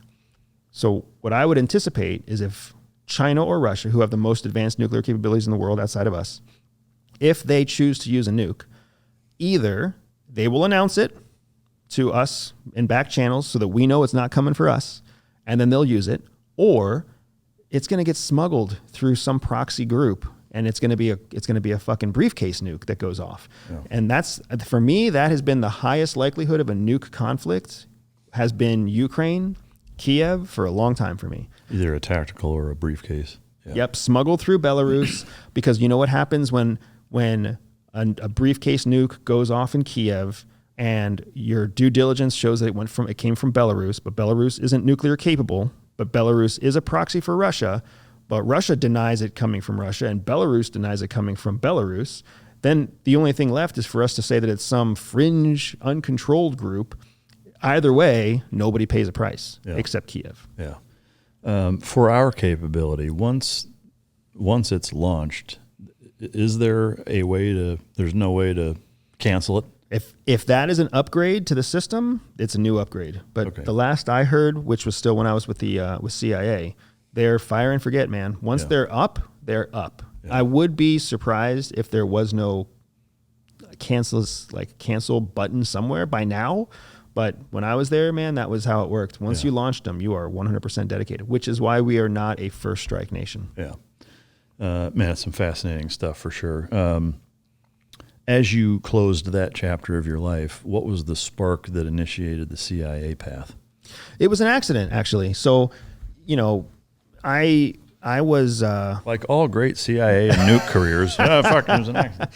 It's one of those things, man. When you're just trying to escape discomfort, you end up doing some cool shit sometimes. But I'm sitting under the ground. I'm sitting underground, not with a cutie, not, getting a blowjob to pass the time.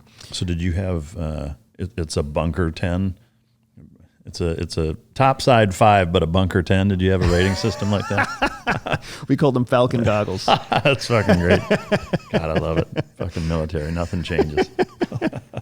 But yeah. So I'm underground, watching and waiting for the end of the world to come. So when the time came to leave, Air Force asked for volunteers. My hand was the first one up. Malmstrom Air Force Base. First hand up, first person in line to leave, or second person in line to leave early out of Malmstrom because they were force shaping for Iraq and Afghanistan. And I signed my paperwork. I'm free in 90 days. And I remember the staff sergeant or whatever was like, "What are you going to do? Like, you're going to go work in corporate America? You're going to go get a job?" I was like, "I don't know what I'm going to do." I hadn't thought that far. I just knew I wanted the fuck out of here. I didn't really know what I wanted to do next. So I start looking, like most military people do, for other government jobs. Because one thing I know is the government, and I have zero idea how any of my skills are applicable to 7-Eleven or CVS Health or, whatever company was out there at the time. So I come across the Peace Corps. I come across AmeriCorps and the Peace Corps. AmeriCorps sounds cool. Travel around America, go to inner city schools, rural schools, teach kids. That sounds cool. Like, that's way better than destroying the planet. Peace Corps, you go around the world and you live in tents with hippie chicks from the United States and all other countries of the world. Now that sounds like we're a place where you can chase tail and change the world. So I'm all in on Peace Corps. Sign up for, go make my applicant online platform or whatever the hell it's called, portal. Get on the early days of a computer, back when you had computer labs before everybody had their own personal computer. So I'm no shit putting in my application for the Peace Corps, and a red screen pops up that says, "Hey, you may be qualified for other national security jobs, or you may qualify for other jobs based on your answers. Are you willing to put your application on hold for 72 hours while a recruiter reaches out to you?" I'm 27 years old. It's not the Air Force, so I'm like, shit, yeah, I'll put myself on hold. So I put my little hold button. 24 hours later, I get a phone call, 703 area code, which I didn't realize at the time was important, but that's the Langley, Virginia area code. And on the other end of the line, some lady is like, "Hey, are you Andrew Bustamante, or are you Andrew Gregg?" My name before CIA. "Are you Andrew Gregg? We saw your application for the Peace Corps. We think that you're qualified for other jobs in national security. Would you be interested in an interview?" So sure. And that's how it started. And then from there, I got a FedEx overnight ticket, FedEx overnight hotel reservation, FedEx overnight car rental, went up to Langley, Virginia, Washington, D.C., and found out that the national security element that was interested in me was actually CIA. So it was quick. It wasn't, I've had a few agency guys on here, and it was a long, drawn-out process for all of them. It sounds like yours was pretty fast-tracked. The first interview, once you're in the application process, that shit takes forever. Okay. Right? So I would say from the time that I applied to the time that I got the phone call was less than 72 hours, less than 30 days before I got all of the FedEx stuff for my appointment. and then actually took off and had my first interview. And yeah, from that point, I was still lightning fast compared to most CIA officers. Yeah. From first interview to last to actual orientation, I was about 9 months. Oh, wow. Where most people are 18 to 24. Yeah. But it was because I didn't have any of that clearance time. My clearance was already locked in place. Yeah. And I was, a brown kid from the Air Force Academy. I'd only ever had one job, and that's the Air Force, outside of being a busboy in a fucking, golf shack.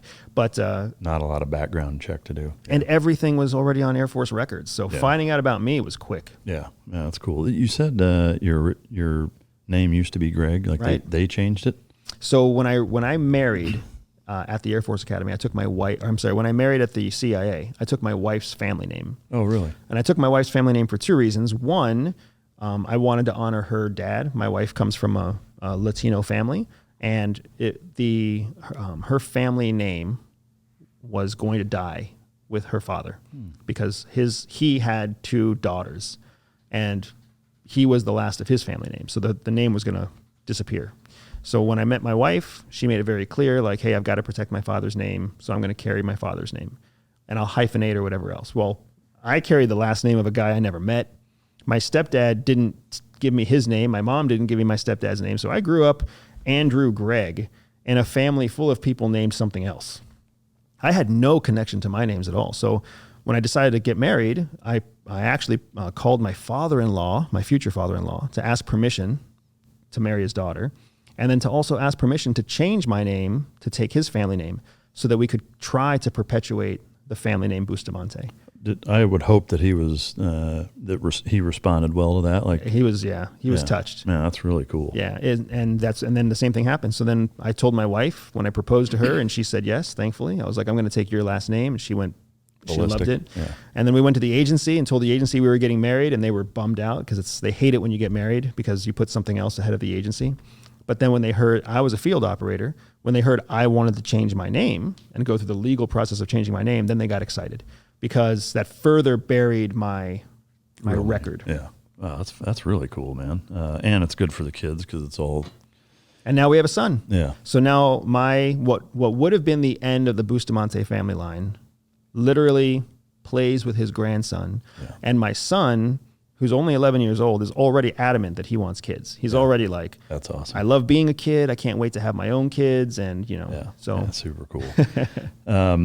The CIA path, expectation versus reality.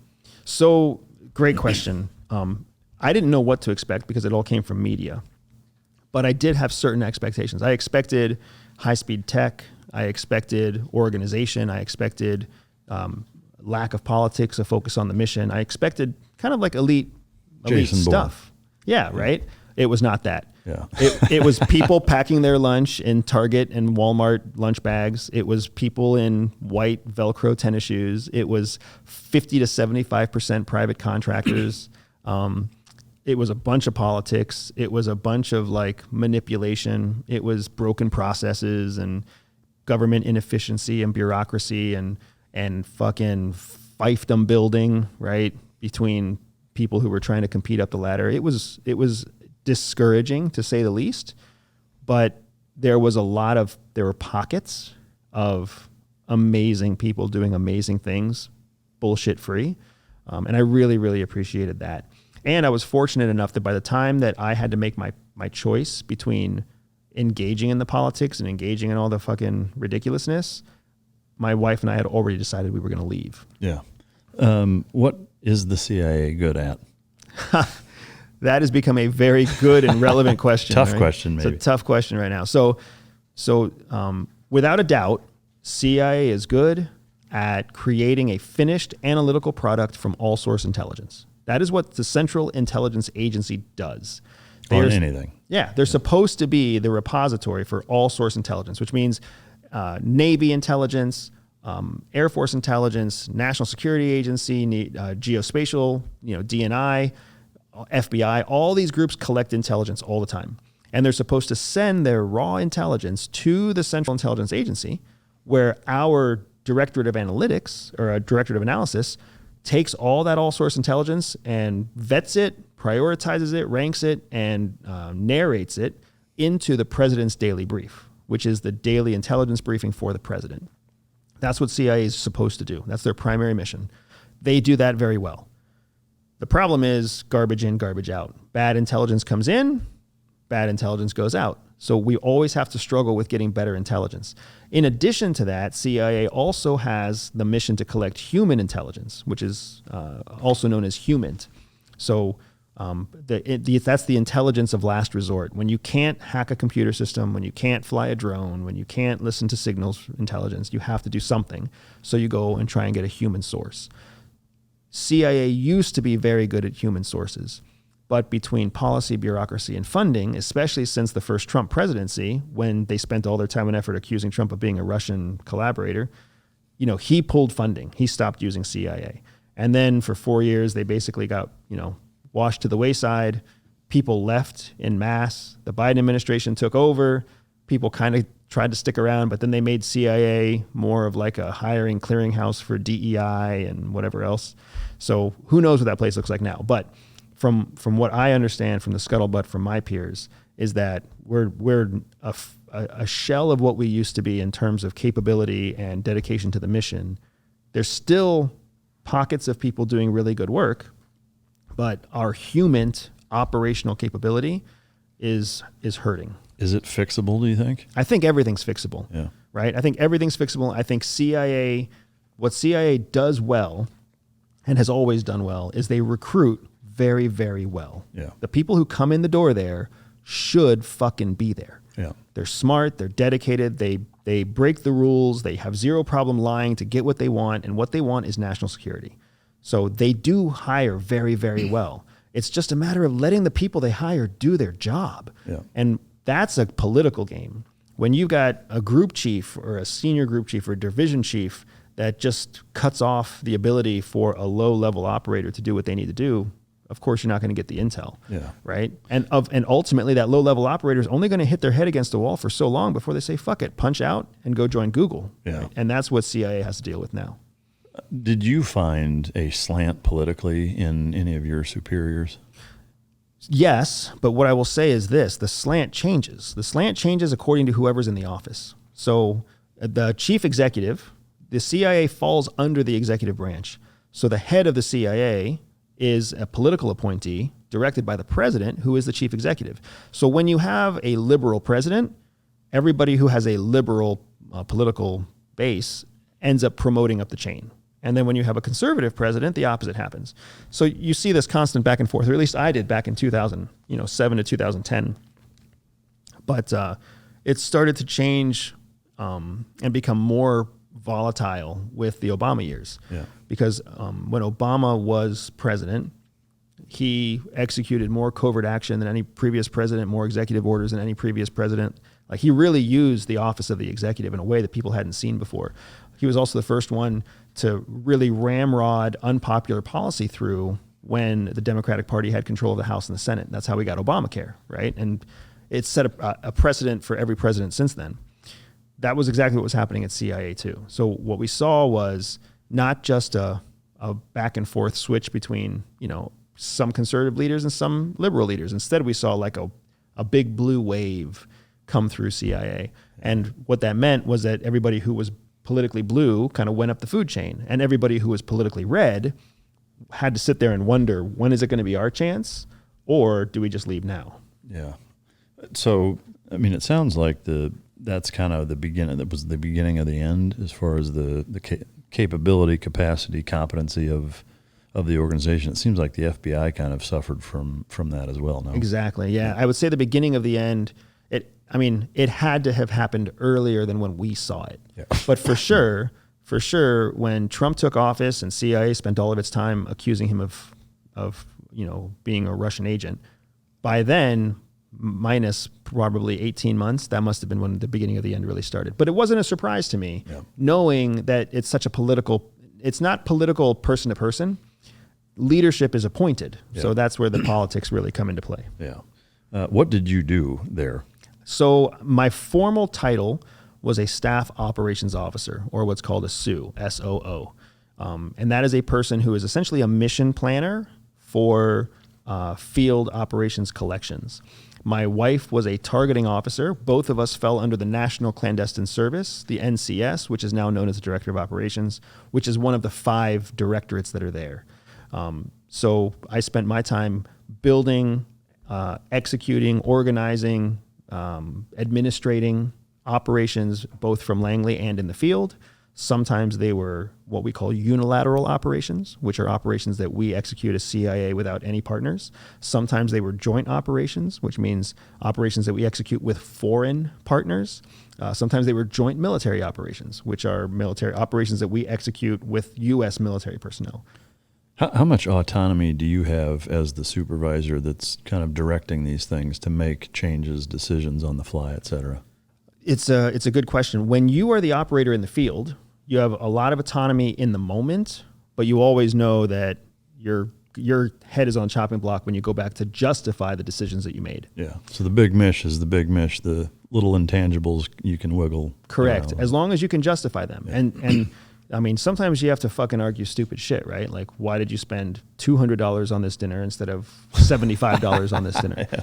So sometimes the stuff is stupid.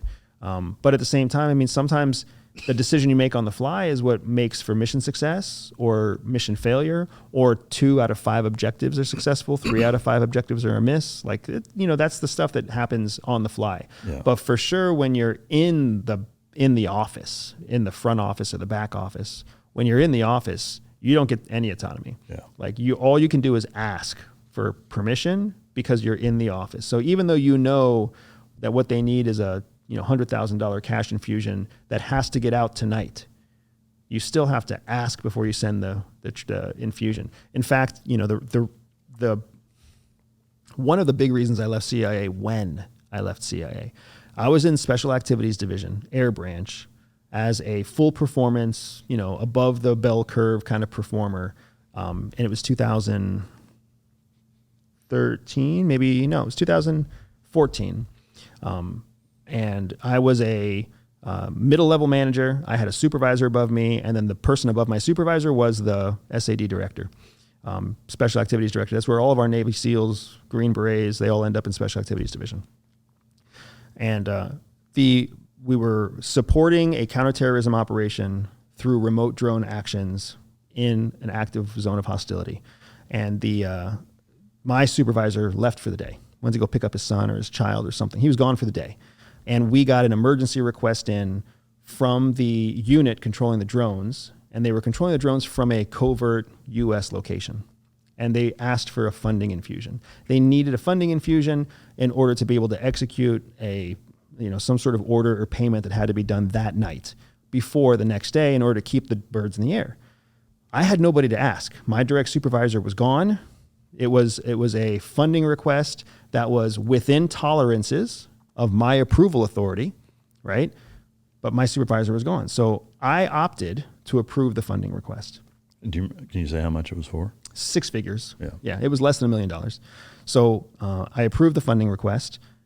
It sat in the inbox for my supervisor. So I bypassed the inbox, called the budget and finance people myself, who I had built a relationship with, called the budget and finance people, said, hey, I have a request that needs to be approved tonight, 5 o'clock Eastern time. It needs to be approved tonight so that we can keep missions going tomorrow, mission critical funding decision. And they were like, okay, well, we need a supervisor's signature. And I was like, my supervisor's out for the day. I'm exercising my authority according to this bylaw or whatever, right? So one thing leads to another, money gets sent, mission continues, success, right? You see the hot spark in the ultraviolet spectrum, bad guys blow up, good guys sweep in, everything is a success. The next day, I get called into the office, not by my supervisor, but my director above him, who reads me the riot act about how I should have never approved that funding request without getting his permission first.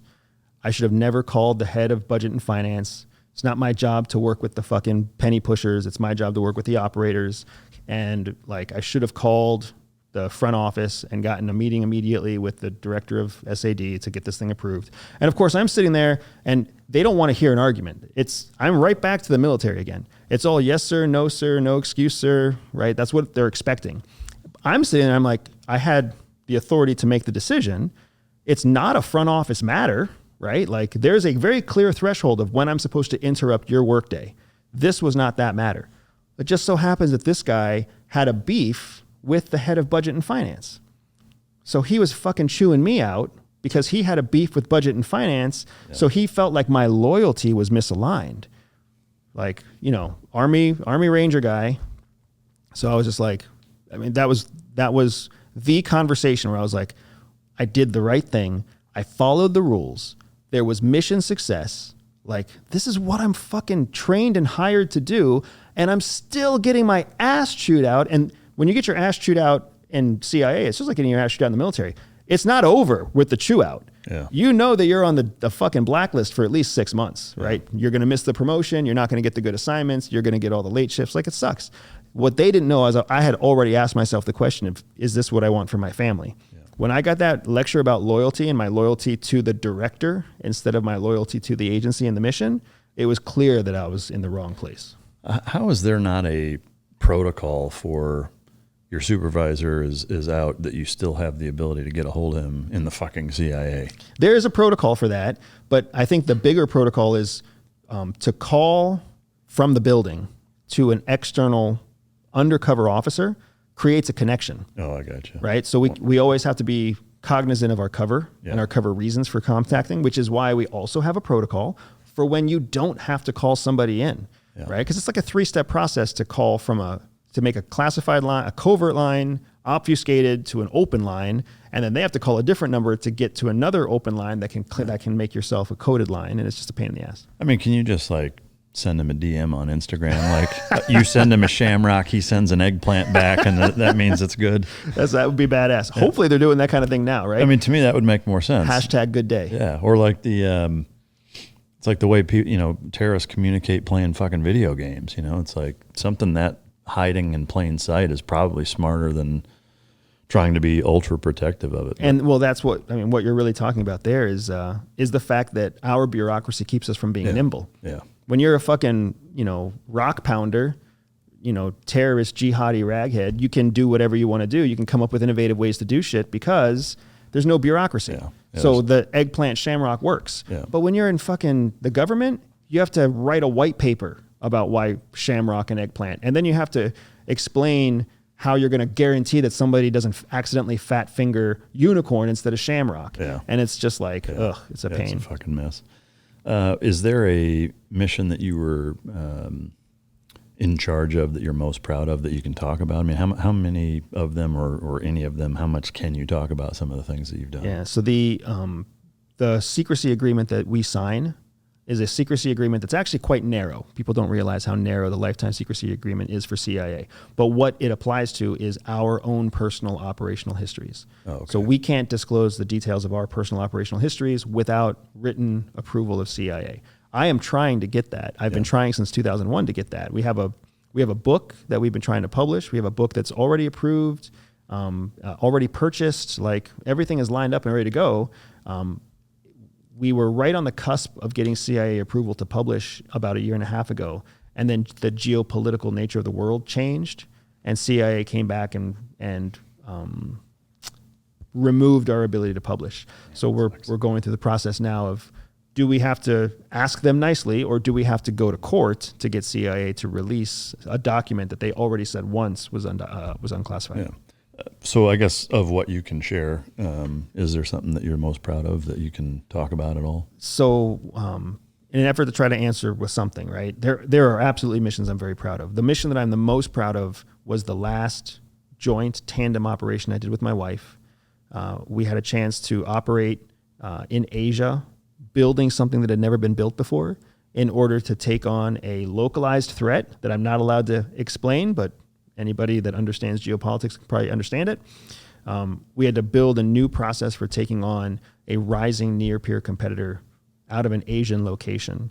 And we were sent on this op, and it was clear we were intended to fail. Like, it was clear that it was an impossible task. We were told it was an impossible task by our supervisors.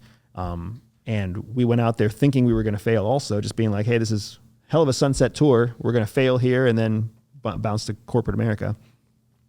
But instead, it worked. Our plan worked. We ended up building resources and momentum at a grassroots level with other field officers who wanted to get on board.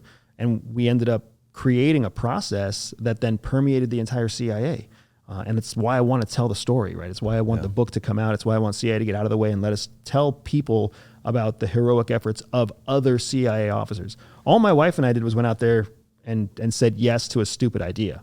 It was a bunch of other people who made the shit happen, right? Yeah. So it's not even like one of those, it's not a CIA story about how the CIA is broken and fucked up. It's not a story about how we're the best thing since sliced bread. And those are what most CIA books are. Yeah. Instead, we're just trying to tell a story about real American heroes doing real American shit. Yeah. But unfortunately, we don't get to talk about it. Yeah. No, I mean, I certainly get it. Were there ever instances in the field or as a manager of operations in the field where you were faced with a ethical dilemma and had to decide, and either it panned out how you wanted in the best case scenario or you really regret it? So the question of ethics is a great question, because this is one of the areas that I didn't realize about CIA. And I didn't realize how important it was, like I said, that they're very good at recruiting. One of the reasons that CIA is so good at recruiting is specifically tied to this question of ethics and morality. So first, it's important to understand that you asked about ethics. Ethics has a definition. Ethics are defined by a group outside of you. So the Navy defines your ethics. If you're an attorney, some board of attorneys decides your ethics. If you're a doctor, some board of medicine determines your ethics. It's a rule, an ethical code assigned to you that you must meet. Morals are a code that you create for yourself. CIA has a code of ethics, but their code of ethics is specific to CIA. It has to do with not violating your promises to CIA, national security of the United States, that sort of thing. It's a very specific code, but it's not a hard code to meet, especially not if you're like a gung-ho CIA officer. Where I ran into problems in the field wasn't with ethics, it was with morals, because there were certain things that I thought I would never do. There were things I thought would never be acceptable. But then in the course of a CIA mission, when you know that you're taking out bad guys and protecting innocent people, it's shocking how often your morals are wrong. Like, your morals are not built, they're not conditioned in you as a kid for the situations that you see in real life, right? What was the most consummate textbook example of that for you? So I had a case where the thing that the person wanted was an illegal currency, if you will, an illegal material in the United States. So you can't even get your hands on it in the United States. If you touch it in the United States, FBI is breaking down your door, like the world's coming to an end. Can you say what it is? I can't say what it is, but classified in that space of like all the rumors that you hear about, drugs and child pornography and, whatever else, weapons. That's the kind of shit that you and I know that if we touch it, we're going to jail forever. I got you. That was the only currency this person would accept to trade secrets against their state, right? So I'm sitting here with this case, and I'm like, well, I don't know how we're going to get our hands on that, right? Because that's, first of all, I feel sick talking to you. Like, you're fucked up. You're going to be a traitor against your country, but only in exchange for this substance. Horrible shit, right? Yeah. I think we can figure out what that is, maybe. And you have the fucking wasta, the balls to look me in the eye and be like, you know what I really need? I need this thing. What the fuck? Who do you think I am to even have this conversation with you? You know what I mean? Yeah. And then I take it back to my supervisor, my field supervisor, and I'm like, I don't know what we're going to do with this case. He wants this. And my supervisor was like, well, get it for him. I'm like, what? I don't even know where to get that. Yeah. He's like, you put it in a cable, you send it to headquarters, you tell them that's what you need. And that's like, wow. First tour officer stuff. I send it back. I get a letter back with instructions on how and where it's going to be pouched or sent to me. I go and I find it. No shit, it's right there. And I'm like, well, what the fuck? Okay. So now I go back to the meeting and I'm like, I got your stuff. If you can give me the secrets and I can vet the secrets as true, I can give you the stuff. And that's how it worked. And that was like my first interaction. First of all, my first time ever touching such a disgusting thing, right? And then paying somebody off with it. And then that turned into the regular payment method, and the case just continued. And I didn't have a problem with it, right? And that's when I really learned, like, oh, all of my disgust was really contextual to living in American life in the United States. But now that I'm operating in fucking Africa for this case, I'm like, I'm in Africa serving this fucking warlord his shit, And I'm like, I don't really mind because I've got to get my secrets from this guy before the other warlords blow his ass up. Yeah. So all I'm doing is facilitating shit he's going to do anyways, but now we're getting some benefit for the American public out of it. Mm-hmm. And that was really the mantra. So what I learned is that CIA specifically hires us because we're morally flexible. Yeah. We think that there's something we wouldn't do, but when push comes to shove, we're going to fucking do it, and we're not going to lose sleep over it. And this is one of the things that I learned to really appreciate about myself, but even more so about our FBI counterparts. Because, like, I've seen dead bodies and that shit fucks me up. I have seen people injured in disgusting ways, and that haunts my dreams. They're like, the shit that you did, the shit that FBI officers do, the shit that tactical police do, they can sleep at night. They're wired to be able to compartmentalize, distance themselves, and accept that they're seeing stuff in real life that's worse than what we see in horror movies. I can't do that. So I realize now more than ever, like, CIA's recruitment process brought me in to do dirty shit that I can sleep at night just fine. Other people do other dirty shit and they can sleep at night just fine. But the people we serve... It's pairing you up with the dirty shit that you're able to do and then asking you to execute it. Right. And think about how many Americans could never do it. Yeah. Most, I think. Yeah. In that specific instance, was the juice worth the squeeze? Like, absolutely. Yeah. For me. Yeah. For me, it was because we had our eyes on the right prize. Yeah. There were other places where our eyes got distracted. The bad part about being part of CIA is that your intelligence requirements are dictated by policymakers. Your policymakers are elected into office by, unfortunately, ignorant partisan Americans. So then the shit rolls downhill. So, ignorance wins the election.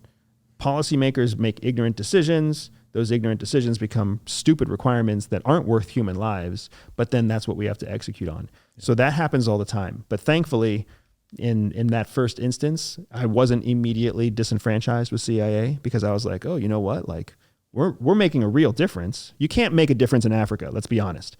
Africa's a fucking shithole. It's where money and good ideas go to disappear. But we have to keep trying, because as soon as we stop trying, China's not going to stop trying. Russia's not going to stop trying. They own Africa. So if we're not fighting in that space, like, the bad guys are going to win. Yeah. I assume that there were instances where the juice wasn't worth the squeeze. Yeah, absolutely. Was it harder to sleep with that, knowing that it was frustrating? You were morally flexible and it didn't matter? Yeah. So the nice thing is that by the time I started running into those cases where, why are we doing this? Like, it's not worth the squeeze. You learn to accept that payment is payment. Currency is currency. Leverage is leverage. Doesn't matter if it's something on a DVD, something in a shrink-locked, shrink-wrapped bag, or just cash in hand. It doesn't matter what the leverage is. It's just leverage. So you learn to accept that. But the thing that really sucks is when you start to realize that the mission you signed up for was to keep Americans safe, to protect your mom, your dad, your cousins, your grandparents, your nephews, your children. That's what you're there to do. Stop terrorists, end nuclear proliferation, save democracy, that kind of shit, right? That's what you believe when you're in there. But then instead you end up chasing negotiation prices for wheat or rice or deforestation or some other bullshit that you're like, I don't understand how this is protecting my people back at home. And I definitely don't understand why you're putting us into danger's path to get this information. Yeah. What can't you find this? We're supposed to be an intelligence service of last resort. Yeah. You can't find some other intelligence tool that collects this for you? Or what you're really saying is your $15 million satellite isn't worth rerouting over the forests of fucking Russia. So you're going to send one of us because we're only worth $250,000. And if we're lost in the course of our duties, that sucks. But if you lose a $15 million satellite, you're really fucked. Yeah. Wow, that's sobering. I assume then, or I guess I don't want to assume, I'll ask, that towards the end of the third tour for most agents, they start to realize that and understand that at a level where it becomes counterproductive to not bring them back and reinstitutionalize them. Exactly. Yep, you're exactly right. That institutionalization process is critical, and that reinstitutionalization is critical. And I've seen it. I've seen it because I was able to be there through that management phase. I was brought back. I was retrained. I was fed the Kool-Aid about how, like, oh, you've cut your teeth on the world, and now what we need you is to lead the next generation of people and help make sure that they cut their teeth the right way. And you believe that shit. And you're like, oh yeah, like I'm the tip of the spear. I'm the tip of the spear. You've had those speeches. No matter where you are on the fucking spear, you're always the tip of the spear, right? You're at the shit end of the stick, but by God. Yeah, no, I mean, I can only imagine. Is there an entity or a guy that's actually actively managing that in terms of evaluating whether or not you've been reinstitutionalized enough to do something else or not? Like, is there a specific entity that's managing that? So there's a certification board at the entry level, meaning when you first go through your field tradecraft course, what's known as the FARM, FTC, when you first go through that, it is not a skills evaluation. Everybody has the skills. Like, that's the beautiful thing about espionage. You can literally teach espionage to anybody you pluck off the street. How to keep a secret, how to tell a lie, how to break a lie if someone's telling you a lie, how to do a dead drop, how to send a signal. You can teach anybody espionage. What you can't teach is the sandbox effect, playing nice in the sandbox, making sure that you do what your supervisor says while also meeting the mission needs without taking too much from the other people who also need to meet their mission needs. Don't throw sand in each other's face kind of thing. The survivor theory. Survivor of the show, just like you said. That falls to a certification board. So essentially, for every 100 students that go through the FARM, 80 students will graduate, 20 will be washed out because the board subjectively determines that they'll throw sand in each other's face, right? After that, all decisions about your individual performance are subjective based off of essentially an informal panel of your direct supervisor and their supervisor above them. Because the agency, just like all bureaucracies, it's a tail-riding organization. So you grandfather or you rabbi or you fleet up with the people above you. So everybody's trying to build their own little rabbi trail or their fiefdom of generals and lieutenants that they'll carry up the chain with them. Yeah. So that's who really decides whether or not you're fit for another field tour or whether you go into the wash mix of, now you're going to NSA as a liaison, and now you're going to the White House as a liaison, and now you're coming back to do a tour with the tech department. Yeah. So in essence, it's almost a hamster wheel of people that have been made sure to be in the positions to make those decisions were institutionalized enough, and that torch keeps getting passed, and it's just a machine. Correct. There's really three categories of people. You've got the first category, which is what you just talked about, right? Like, we're old guard. We're looking to make sure that new guard follow the old ways, and we're traditionalists, and we're going to make sure that the torch passes down. And that's a frustrating group. That's the group that's never going to change. That's why bureaucracy moves slow. Is that the guy in the Jason Bourne scene at the end where he's in front of Congress like, Treadstone, yeah, we ended up washing that one, and he just dismisses it away? Is that guy? You always find that guy in the movies. Yep. Yeah. That person who's like, oh, we just made the problem go away. Because really, to succeed, you're the guy that makes problems go away, right? But then there's also this parallel group that is the misfits, right? People who bucked the system, so the old guard kicked their ass out. But when you have enough people that the old guard rejects, they start to accept each other. And what happens is sometimes those people put up a really good fight, right? The torture cases with Guantanamo Bay and some of the other black sites, that's an example of the rebels beating the old guard, but in two different ways, right? So first, there was this idea of old school sticks and bricks espionage, and that's how you steal secrets. Well, then a rebel group was like, well, why don't we just beat the shit out of these people? Because that's what they do to us. Why am I laughing at that? I don't know. Maybe I'm fucked up. But the rebel group won. Yeah. So then torture became a thing, and enhanced interrogation. I will still stand behind it being enhanced interrogation. Yeah. Enhanced interrogation became a thing that was accepted and was deemed to be acceptable and legal through the eyes of the clandestine courts. Well, then another rebel group came up, and that became the new standard. And then another rebel group came up and said, actually, that's not moral. That's not ethical as Americans. We shouldn't be able to use that in court.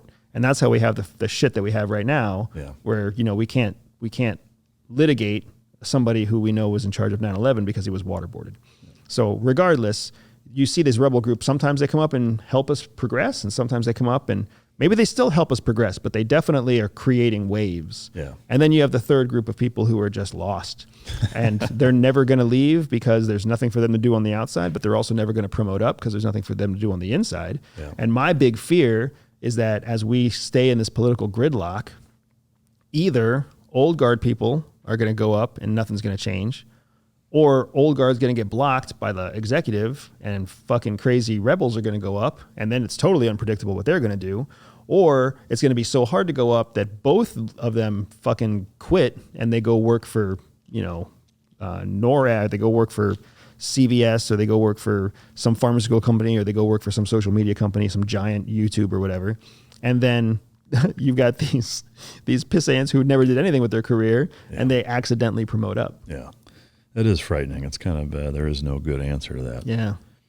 Going back to the personal morality question, I would call it maybe even a personal constitution. Is there a thing that for you would be a red line where you just, no matter what the mission is, whatever the leverage, you would not engage in it? Hurting an American citizen who has abided by all the laws above them.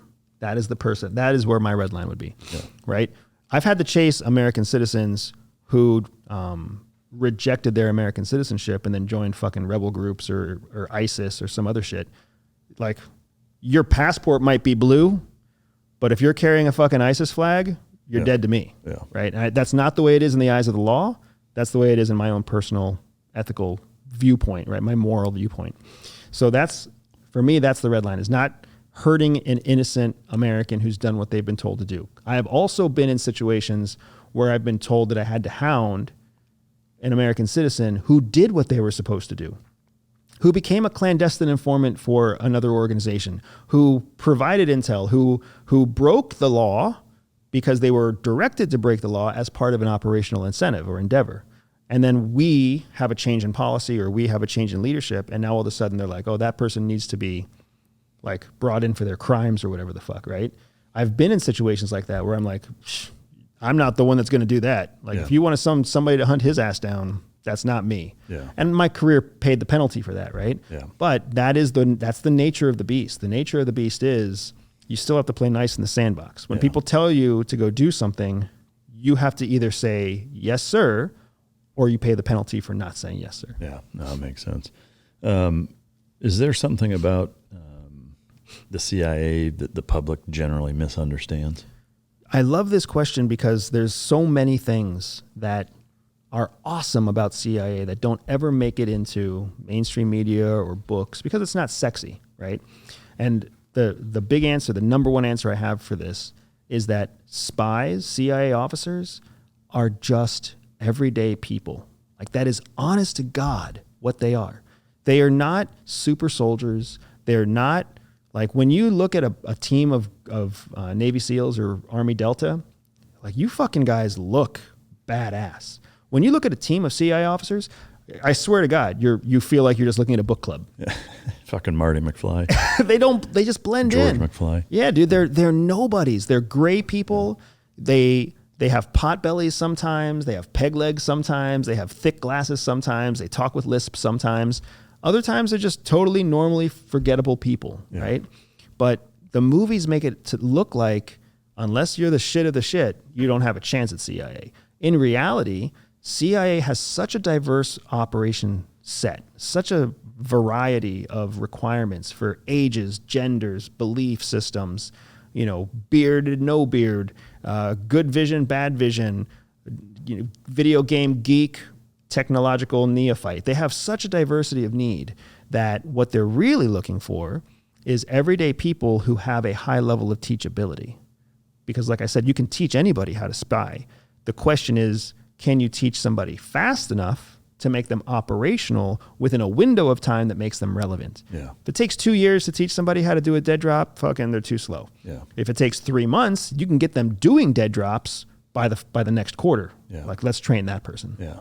So, I mean, it sounds like it's kind of its own, like the mythic proportion of the Jason Bourne type of brand that exists in so much of our pop culture is kind of the CIA's own worst enemy, in that they probably end up passing over a lot of good talent because that good talent doesn't think they're Jason Bourne enough to even be in the CIA. Yeah, exactly. And that is something they have been, you can see them actively working to try to overcome that. Yeah. If you look at, I mean, I don't like to speak well about this, but if you look at CIA advertisements, Dallas-Fort Worth has multiple full walls that are CIA advertisements. When you walk by them now, there's a very subtle influence campaign that's happening where you see that CIA is trying to diversify its hiring base by working away from the heroic-looking character. Compare it to a MARSOC ad. Yeah. Dallas-Fort Worth also has a number of MARSOC ads. Yeah. So literally just going through one airport, C terminal, you see a MARSOC ad, which is some badass Latino or African-American usually, like geared up, kitted out, alone in a plane, or alone in a large field, like carrying big guns. And then you go look at the CIA ad, and what you see is like a lady with short cropped hair in rainbow socks, kind of like a butch lesbian, standing next to somebody who's Latino with glasses in a wheelchair, sitting behind a computer, talking about the future is ours. Yeah. Right. So you can really see that they're trying to get away from your typical Jason Bourne character. Yeah. But at the same time, the question is, are they going too far? Are they making the Jason Bourne characters of the world feel like, well, that's not the same CIA. Yeah. I should go do something else. Yeah. Who knows? It depends on what ads in Chicago. Yeah. Yeah. No shit. That's awesome. So you met your wife in the CIA. How did you guys meet? We actually met in our orientation week. Oh, okay. So one of the first few things that you do is you go through, like all good bureaucratic processes, you go through a giant onboarding meeting that lasts several days where you talk about health insurance and you sign up for dental insurance and you make your TSP and all that other bullshit, right? And you sign your I'm never going to lie on my time and attendance sheet form, right? Yeah. It was during that period that I actually met my wife. But we didn't start dating for about 3-ish months after that. We had to go through our own individual orientation trainings and then our trainings and our specialties. And during those specialty trainings, sometimes we overlap with other skill sets and sometimes we break apart. So it took a few times of me seeing her and her seeing me before she finally was gracious enough to give me an opening to ask her out. Yeah. and so there were times you guys actually worked together and times you didn't? Correct. Yeah. So for the early part of our career, before we were married, there were times where we would be on different teams that had to collaborate or cooperate. For example, there was a time that she was on a covert influence team and I was on a counterproliferation team, and we had to work together to create covert influence propaganda that discouraged the proliferation of nuclear weapons. So there were different things like that we would cross paths on through our early career. And then as we got more serious and started dating and then ultimately made it known to the CIA that we were intending to get married, which was one of our requirements by policy that we had to tell them. Then CIA started looking at ways to bring us together in an office. That's kind of what they want to do, is put you in the same office, because then you have an incentive to stay at work all day long, right? But instead, in that review, what they found is that we had actual field utility, and that was what turned us into a tandem couple. Is that something that the CIA, generally speaking, would endorse or discourage? Or is it total case by case? It is case by case, but I would say that the rule of thumb is they discourage it. Because CIA knows that whenever you have, first of all, they don't want anything in an officer's life more important than CIA. So even if you come in and you have a wife and kids, your part of your interview process is assessing whether or not your loyalty is more towards yourself or more towards someone else. Because they know that if your loyalty is to yourself, then all they have to do is make you loyal to the organization. Yeah. Tie your identity to the organization, and you're never going to go anywhere. Yeah. But if what you're loyal to is your kid, you're never going to put CIA above your kid. So they're looking for that. So whenever they bring you in and you're loyal to yourself, but then you find the love of your life or you get married internally, they try to discourage it by highlighting all the challenges. And because you don't have to be married. Yeah. They're like, why don't you guys just have great careers where you're not married? Because then, your cover identities are safeguarded. There's space between the two of you. Like maybe, hopefully your marriage lasts forever. But if it doesn't, there's less paperwork in the future. Yeah. So they try to discourage it that way.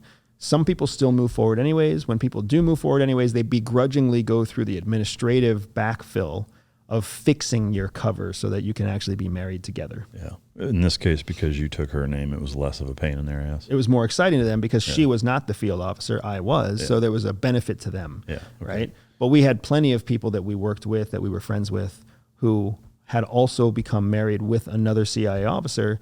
But then CIA is gambling because they also know that there's like a 60-ish, 65-ish% divorce rate at CIA. Yeah. So people who come in married get divorced.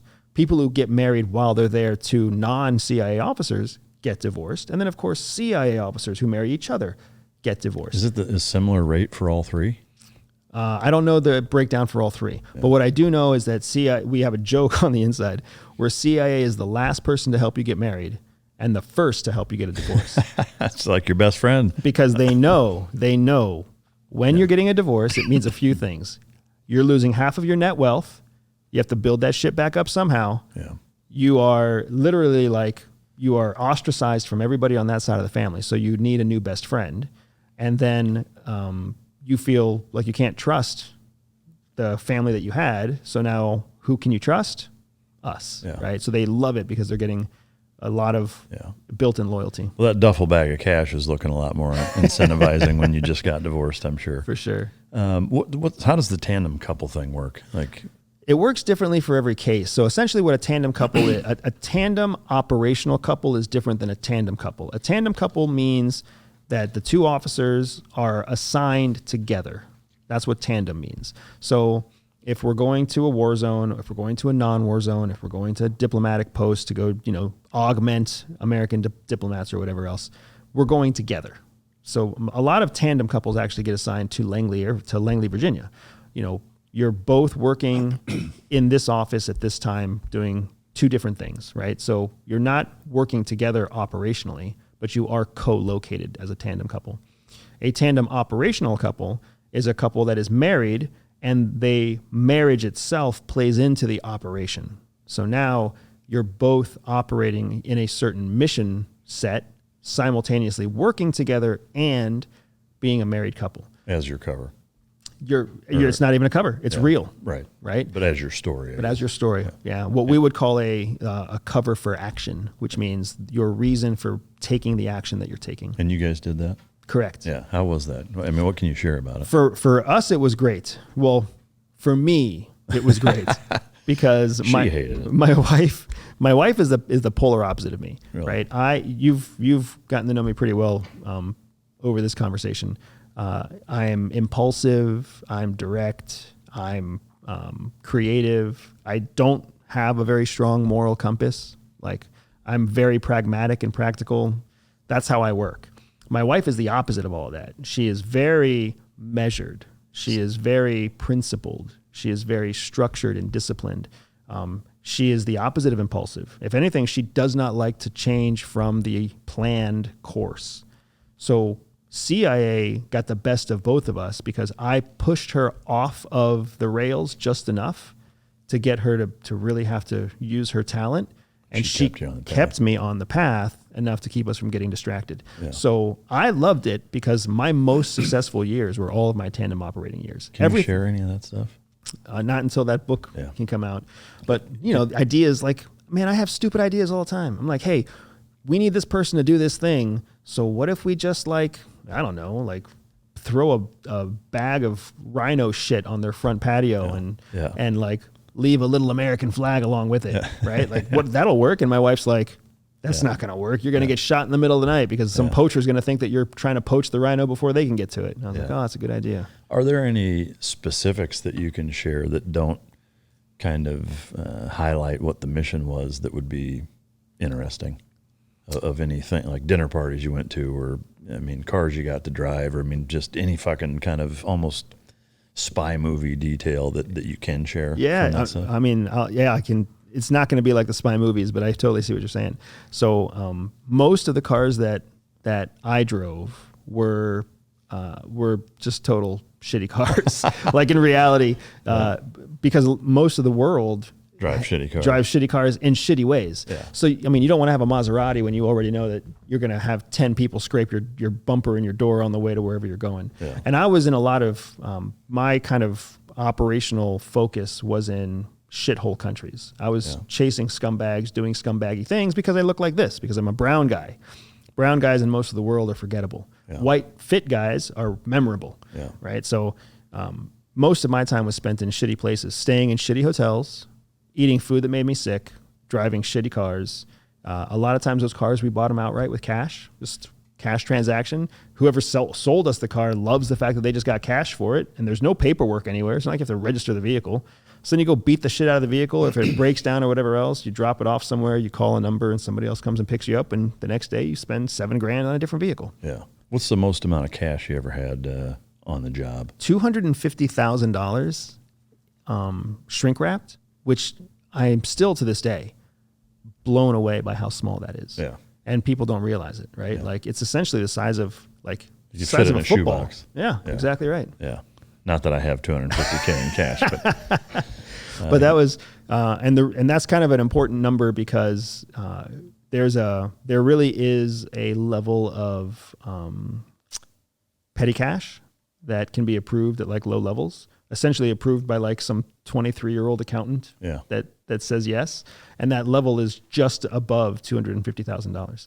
So How you can do a lot. How difficult would it be in the years you spent doing the things that you did to skim some off the top cash wise? You know, I think it would be difficult, but I don't know if I'm just successfully brainwashed into believing that, right? Because the one thing that we were warned over and over and over again was do not ever lie about your accounting and do not ever lie about your time and attendance. Those were the two things they were like, those are the only fireable offenses. If you do either of those things, like zero tolerance, zero questions asked, you're fucking gone. And, but there were so many times where like, you go up to somebody, like we had a instant messaging system inside. So you would like send an instant message to the budget and finance person who might be sitting in a completely different building for the day. And you're like, hey, I need $10,000 to go do this thing. And they would write back and be like, sure, just take it from my drawer and leave a receipt. Yeah. And a receipt for us is no kidding. It's like a 3x5 card where you say $10,000, right? And you sign it with like an X. Laughable. Yeah. The Right? CIA of all things. And then the budget and finance person comes back and opens their drawer and there's like 5 3x5 cards with like different receipts and they have to do the accounting. So, I mean, how much money would be in their drawer? Millions. They could have millions in their drawer. So, I mean, ostensibly that would be the place to take an extra 10 and just don't put a receipt and maybe, I mean. And how are they going to track it down, right? How are they going to know it's you if there's 30 3x5 cards in there? Exactly. That's the real question. And if other people were skimming, then they had bigger brass balls than I did. Yeah. But for me, every time I opened that drawer, I was like, holy shit, like this is fireable offense. Yeah. Brad, why are you driving a fucking Lamborghini on your salary, motherfucker? Yeah. Petty cash. Yeah. That's wild. Being in a relationship, you know, with a fellow CIA officer, were you both considered operatives or just you? It's a great question. So the term operative is a commercial term. Okay. That's not what we call ourselves on the inside. Yeah. Inside, we call ourselves officers. So everybody's an officer. That's a sworn, we call ourselves blue badge. Yeah. That means that we're given a government badge to get into the building versus a commercial badge, which is a green badge. So we are all officers, intelligence officers. But then if you have an active operational role in the field, so some tech ops people do that, some analysts do that, some language officers do that, paramilitary officers do that, and of course core collectors all do that, then you are what's known as an operator, an intelligence operator. Okay. So you can be an intelligence officer and an intelligence operator. You can't be an intelligence operator without being an intelligence officer. Okay. Were you guys both operators? We were both operators because of our once we became a tandem couple. Okay. That was when we both started operating in the field. Okay. So, I mean, being in a relationship with somebody who also has that level of training, is there ever like a weird trust dynamic or, you know, I mean, to me, in trying to put myself in your shoes, I can see where that may be a little weird sometimes. I was afraid that it was going to be weird at first. But what I found was it was a huge weight off my back. Remember when I told you that at 12 years old, I learned to not trust fucking anybody? Yeah. Well, here I am marrying my wife at 30, asking her to marry me at age 29. And I'm realizing at that moment, like, here's somebody that I can trust. Even if I tried to lie to this lady. She'd know. Yeah. I mean, you're not pulling shit over her. Exactly, right? So it's like, so what I mean, this is like liberating. Yeah. Like, I'm mandated to trust her. I'm committed by like emotionally to trust her, and I actually get to trust somebody, and it's been life-changing for me because I don't have to worry about lying to her. I don't have to worry about her lying to me because I can see through her just as well as she can see through me. Yeah. Right. The thing that sucks though is that neither of us were prepared for kids. Yeah. And our kids have grown up in a household with both of us. So our son is like rice paper. You can see through him pretty easily, but our fucking daughter, man, she's 7 years old and she's testing both. Holy smokes, dude. She is a black box of secrets and we cannot crack her. I mean, that's impressive. Super both impressive. Both your parents are CIA. It's super impressive. It's super scary. And the thing is I think part of it is just because she's got the cojones to lie right to our face and stare us down. Yeah. So we're like it makes you, she can gaslight both of us. We're like, there's no way that's true, right? Yeah. But she's staring at us like that's true. Yeah, man, that's incredible. I do have some Patreon questions. I know we only have about 15 minutes. Yeah, man, let's do it. To get you out of here. But this is from Claire. She wants to know which country has the best performing espionage network, intelligence, tactical infrastructure agents, and why, on the flip side, the worst? So great question, Claire. It's not one. So I can't give you one answer. I have to give you a few different answers. Best network in the world is the Chinese, because the Chinese have a cultural element where once you are from the homeland, you will always give back to the homeland. So you don't even have to be a trained officer or a signed up intelligence agent. You know, China calls any Chinese anything, Chinese American, Chinese British, Chinese Israeli. If you have a connection back to the homeland, the expectation is that you're going to be part of the network. So that's that. Digital espionage belongs to the DGSE. DGSE is France's intelligence external operations wing. DGSE is well-funded, well-trained. They specialize in economic espionage and corporate espionage. Everybody does business with the DGSE because essentially the DGSE can steal from American tech and sell it to Israel, steal American tech and sell it to Russia. And they do that. And they do it all the time. Yeah. And that's part of the reason why there's always been this tension between the United States and France, because we know at a political level that DGSE is fucking eating our lunch, and DGSE knows at a political level they don't really have to agree with us because they are more fit for their electronic operations like that. So, I mean, would that be the cyber category? Like they're the best in the world at it, the French? So I wouldn't say just cyber, because there's different elements of cyber even, but when it comes to corporate and economic espionage specifically, like really damaging a country's GDP. Okay. DGSE can do that. Wow. And then, of course, you've got, when it comes to paramilitary ops, there's very few who can touch Mossad. And a lot of that's because it's not that Americans can't do the same shit Mossad does. We just don't get approval. Yeah. And without approval, we don't get the practice. Without the practice, we don't stay current on the skills. Yeah. But Mossad gets that shit all the time. So when it comes to killing leaders, setting bombs on cars, daring escapades, that's all Mossad. I mean, this recent assassination in Iran, like, holy shit. Exactly. Like, talk about some fucking balls and competency. I mean, that's a combination that's rarely seen. For sure. Who's the most Barney Fife of the world? Pakistan.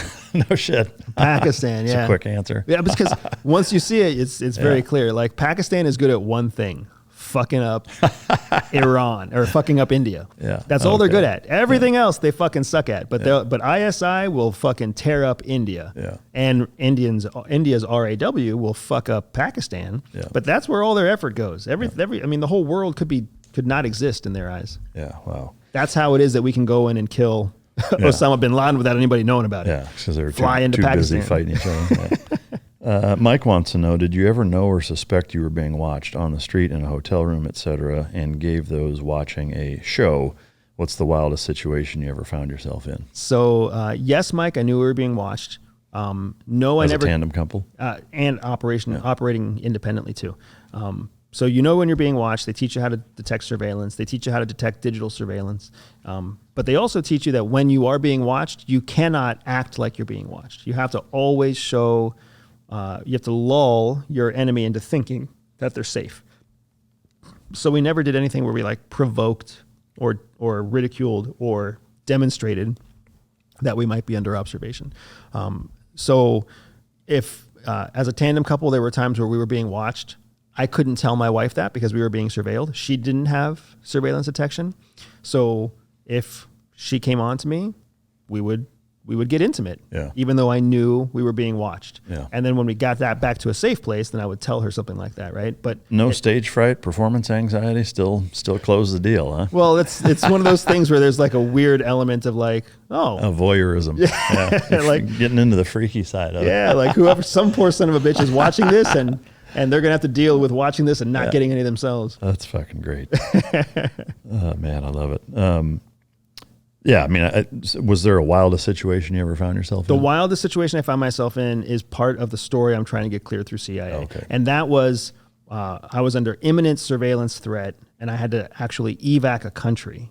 And I want to tell that whole story, but that's the most imminent threatening form of being watched, because you're actually being watched by a team of people in close proximity of you, and you're racing a takedown operation. So you know that if every minute you're still on the ground, you risk being taken down because they own home field advantage, right? Yeah. And it's like a TikTok feeling. It sucks. Yeah. But I can't tell that story yet. Yeah. Okay. Pete wants to know best and worst parts of being married to a woman who was also in the CIA.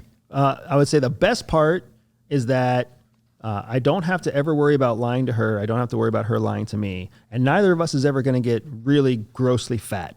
Yeah. Because it's just not in our culture. It's not in our DNA. Yeah. The worst part about being married to a lady from CIA is that I know she's fucking smart. I know it.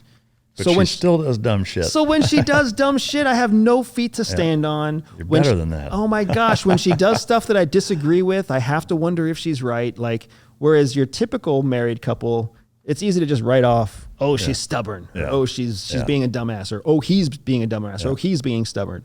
But for me, I'm like, fuck, is there something going on here where I'm wrong? Yeah. I can imagine.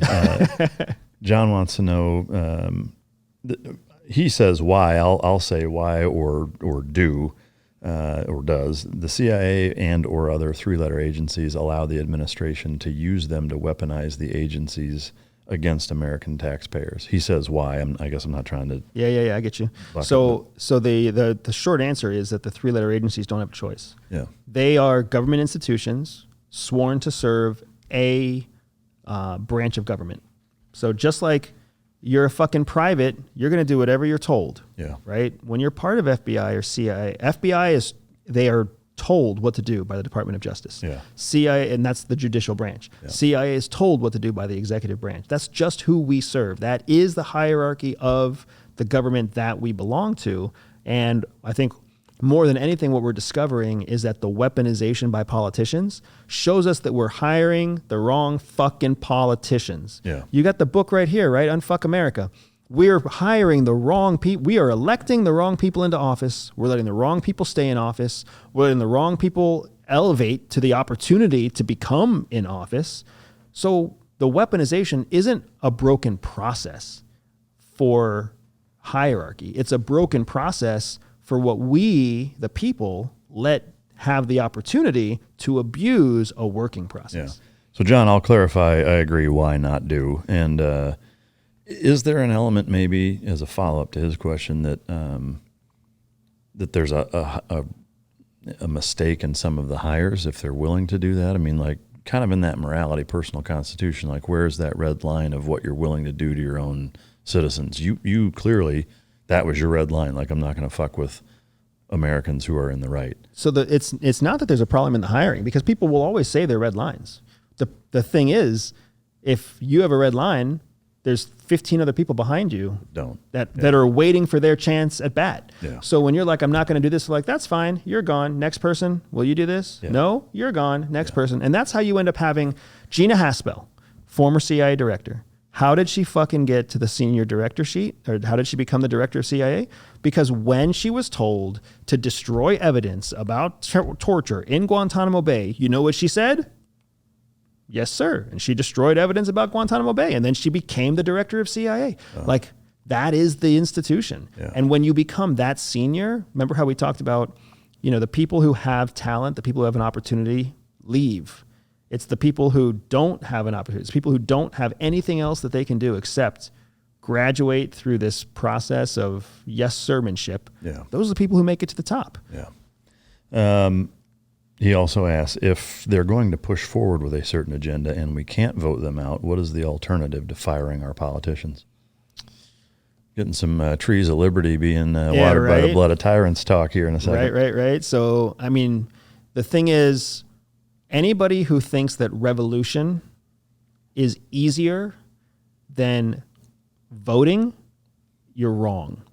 Like, we have to accept that our democracy and all working democracies are slow moving. They're slow moving until the moment of action comes. So you have to accept the slowness. That's part of why that's why it works the way it works. If you wanted this to be a fast-moving democracy, it would become an autocracy, period. We're technically a constitutional republic, right? Well, I read a really fascinating book here recently called The First Principles, which goes really in depth of the first 4 presidents and kind of the influence of the Greeks and the Romans and the difference in it. And it's almost it's striking. I won't say it's scary. Of the liberal Democrat Greek influence and the Roman influence on Republican and conservative type of viewpoints and how they really kind of balance each other and what have you. But to me that's a hugely important distinction, though, that I think a lot of people either mischaracterize or just miss in general is the difference between those two. But I don't disagree. I think fixing it is way easier than breaking it, than trying to completely restart it, because the foundation of it is incredibly brilliant and sound. It's like if we could just get back to the first fucking principles, it's very salvageable. It's just I think most people find themselves wondering, how the fuck do we do that? I mean, we have to start by doing it every day. Right? Yeah. Like it doesn't start by who you vote into the big office. It starts by who you vote into your county office. Who do you vote for mayor? Who do you vote for governor? Who do you vote for Senate? Who do you vote for Congress? Yeah. Like, who do you vote for Supreme Court? Who do you vote for local court? Who do you vote for sheriff? Yeah. Like, that's where it starts. Because especially in our current environment of professional politics, the only way somebody, I mean, depending on how this turns out, depending on how this election turns out, this is the first time in a long time we've had somebody who's on the ticket who has never earned the American vote to be on the ticket. Yeah. So we could have a complete change. Maybe professional politics wins out and we now have a president who has never earned a vote before president. Yeah. We don't know. But. It's frightening. And the bitch of it for me is that what they're doing is, at least from everything that I've researched, is technically not illegal. Right. In that it's a DNC orchestrated rule that they're breaking, but they're fine breaking it. Like, their statutes say what they're doing you can't do, but they're doing it, so they just don't give a fuck. It's frightening. Well, it's also showing us that what has happened is we have let ourselves vary from voting for people to now voting for parties. Yeah, and we were always supposed to vote for people. Yeah. He also wants to know: do you believe that there's any truth to rigging elections or interference with intended democratic process? And I'll throw in voting machines. So absolutely, there's always the opportunity for rigging votes. That's what you see all over the world. I would hope that the way our election commission works here, it's prepared to counter that. But don't forget the hanging Chad incidents in 2000, right? Like, we're fucked up because our system has different technologies in different states under different rules and different guidelines and different thresholds. So we're not predictable enough to make it really bulletproof. So there's always a chance that it could be rigged. But do I think that there's a nationwide conspiracy? No, I don't think that would happen. I don't think we have the competence to make that happen. Yeah. Val, real quick, with so much focus on the southern border, why are we losing sight of the northern border? Canada's immigration laws are really relaxed. Do you believe this has an impact securing the northern border? And do you believe we have sleeper cells operating within the U.S. that are being grossly ignored? I'll answer the last question first. Absolutely, we have sleeper cells inside the U.S., and I'll tell you why they're being ignored. Sleeper cells are ignored for multiple reasons. First of all, many of those sleeper cells are actually populated by people who have earned their U.S. citizenship. Earned it, meaning they have done the paperwork to become U.S. citizens. So now, unless they break a law, they fall under all the protections and rights of an American citizen. That's one of the things that we do that nobody else does in the world. So in order to take action on a suspected sleeper cell who's led by an American citizen means that we don't put due process first. So we're not going to touch those. The other reason that we don't mess with those sleeper cells is because what we have learned is that you might come over here radicalized, but once you fucking live here, 3 months, 6 months, 9 months, titty bar is looking good. Exactly. McDonald's tastes fucking good. Yep. And you know what? There's clean water that comes out of the faucet, and all of a sudden you're like, maybe I'm going to ignore it when I get that shamrock that tells me it's time to take action, right? Yeah. So we know this. So we can't violate the U.S. citizen law. So we can't violate a U.S. citizen because we suspect they might be part of a sleeper cell. And we know that it's not a high return on investment. So why spend the taxpayer dollars to fuck with somebody when just letting them make taxpayer, like letting them earn a living and pay taxes is going to convert them to our way of believing anyways. So I'll answer that question first. But then the northern border security question is a very valid question. I'm actually shocked at how little we talk about it, because there's there's outcries in Canada about their immigration challenges, and Canada's scratching its head. Why isn't America doing something? Because they're just going to leave us and travel into the United States through a weak northern border. So I would say that, I think it was Phil.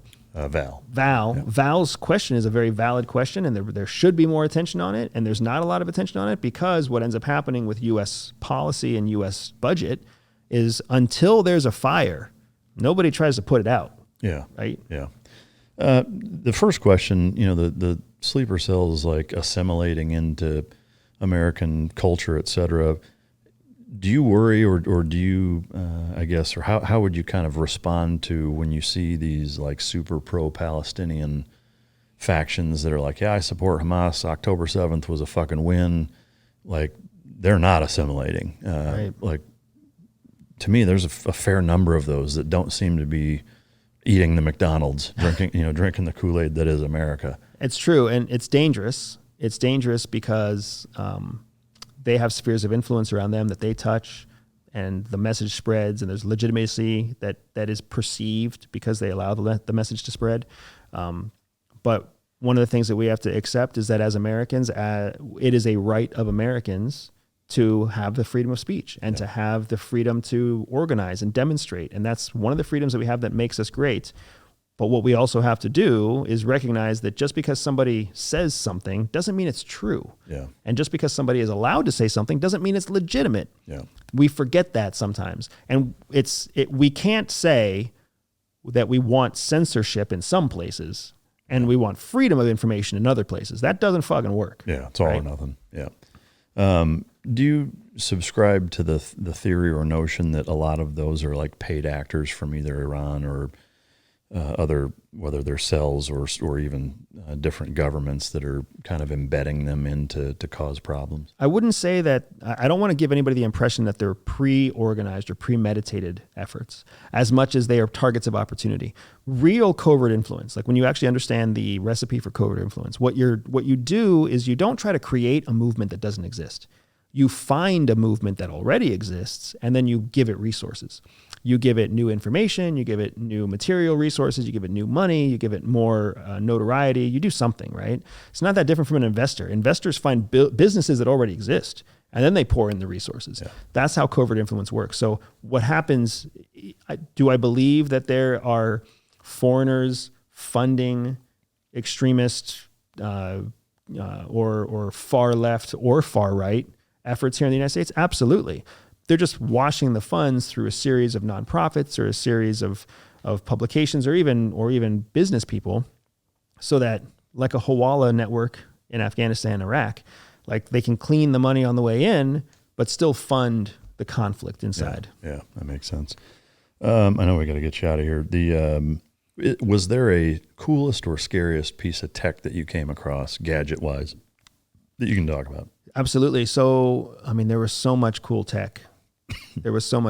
And what I will say is cool about the tech is, first of all, it's shocking how much really cool shit doesn't work. Really? I'm guessing you probably saw the same thing in the field too. Like they'll train you on a bunch of shit. Oh yeah. You take it out there and it doesn't fucking work. And it doesn't fucking work, right? It doesn't work because it's not made for that level of cold or that level of wet or that level of heat, or the batteries ran out, or it could never find the satellite, or who knows what fuck. Yeah.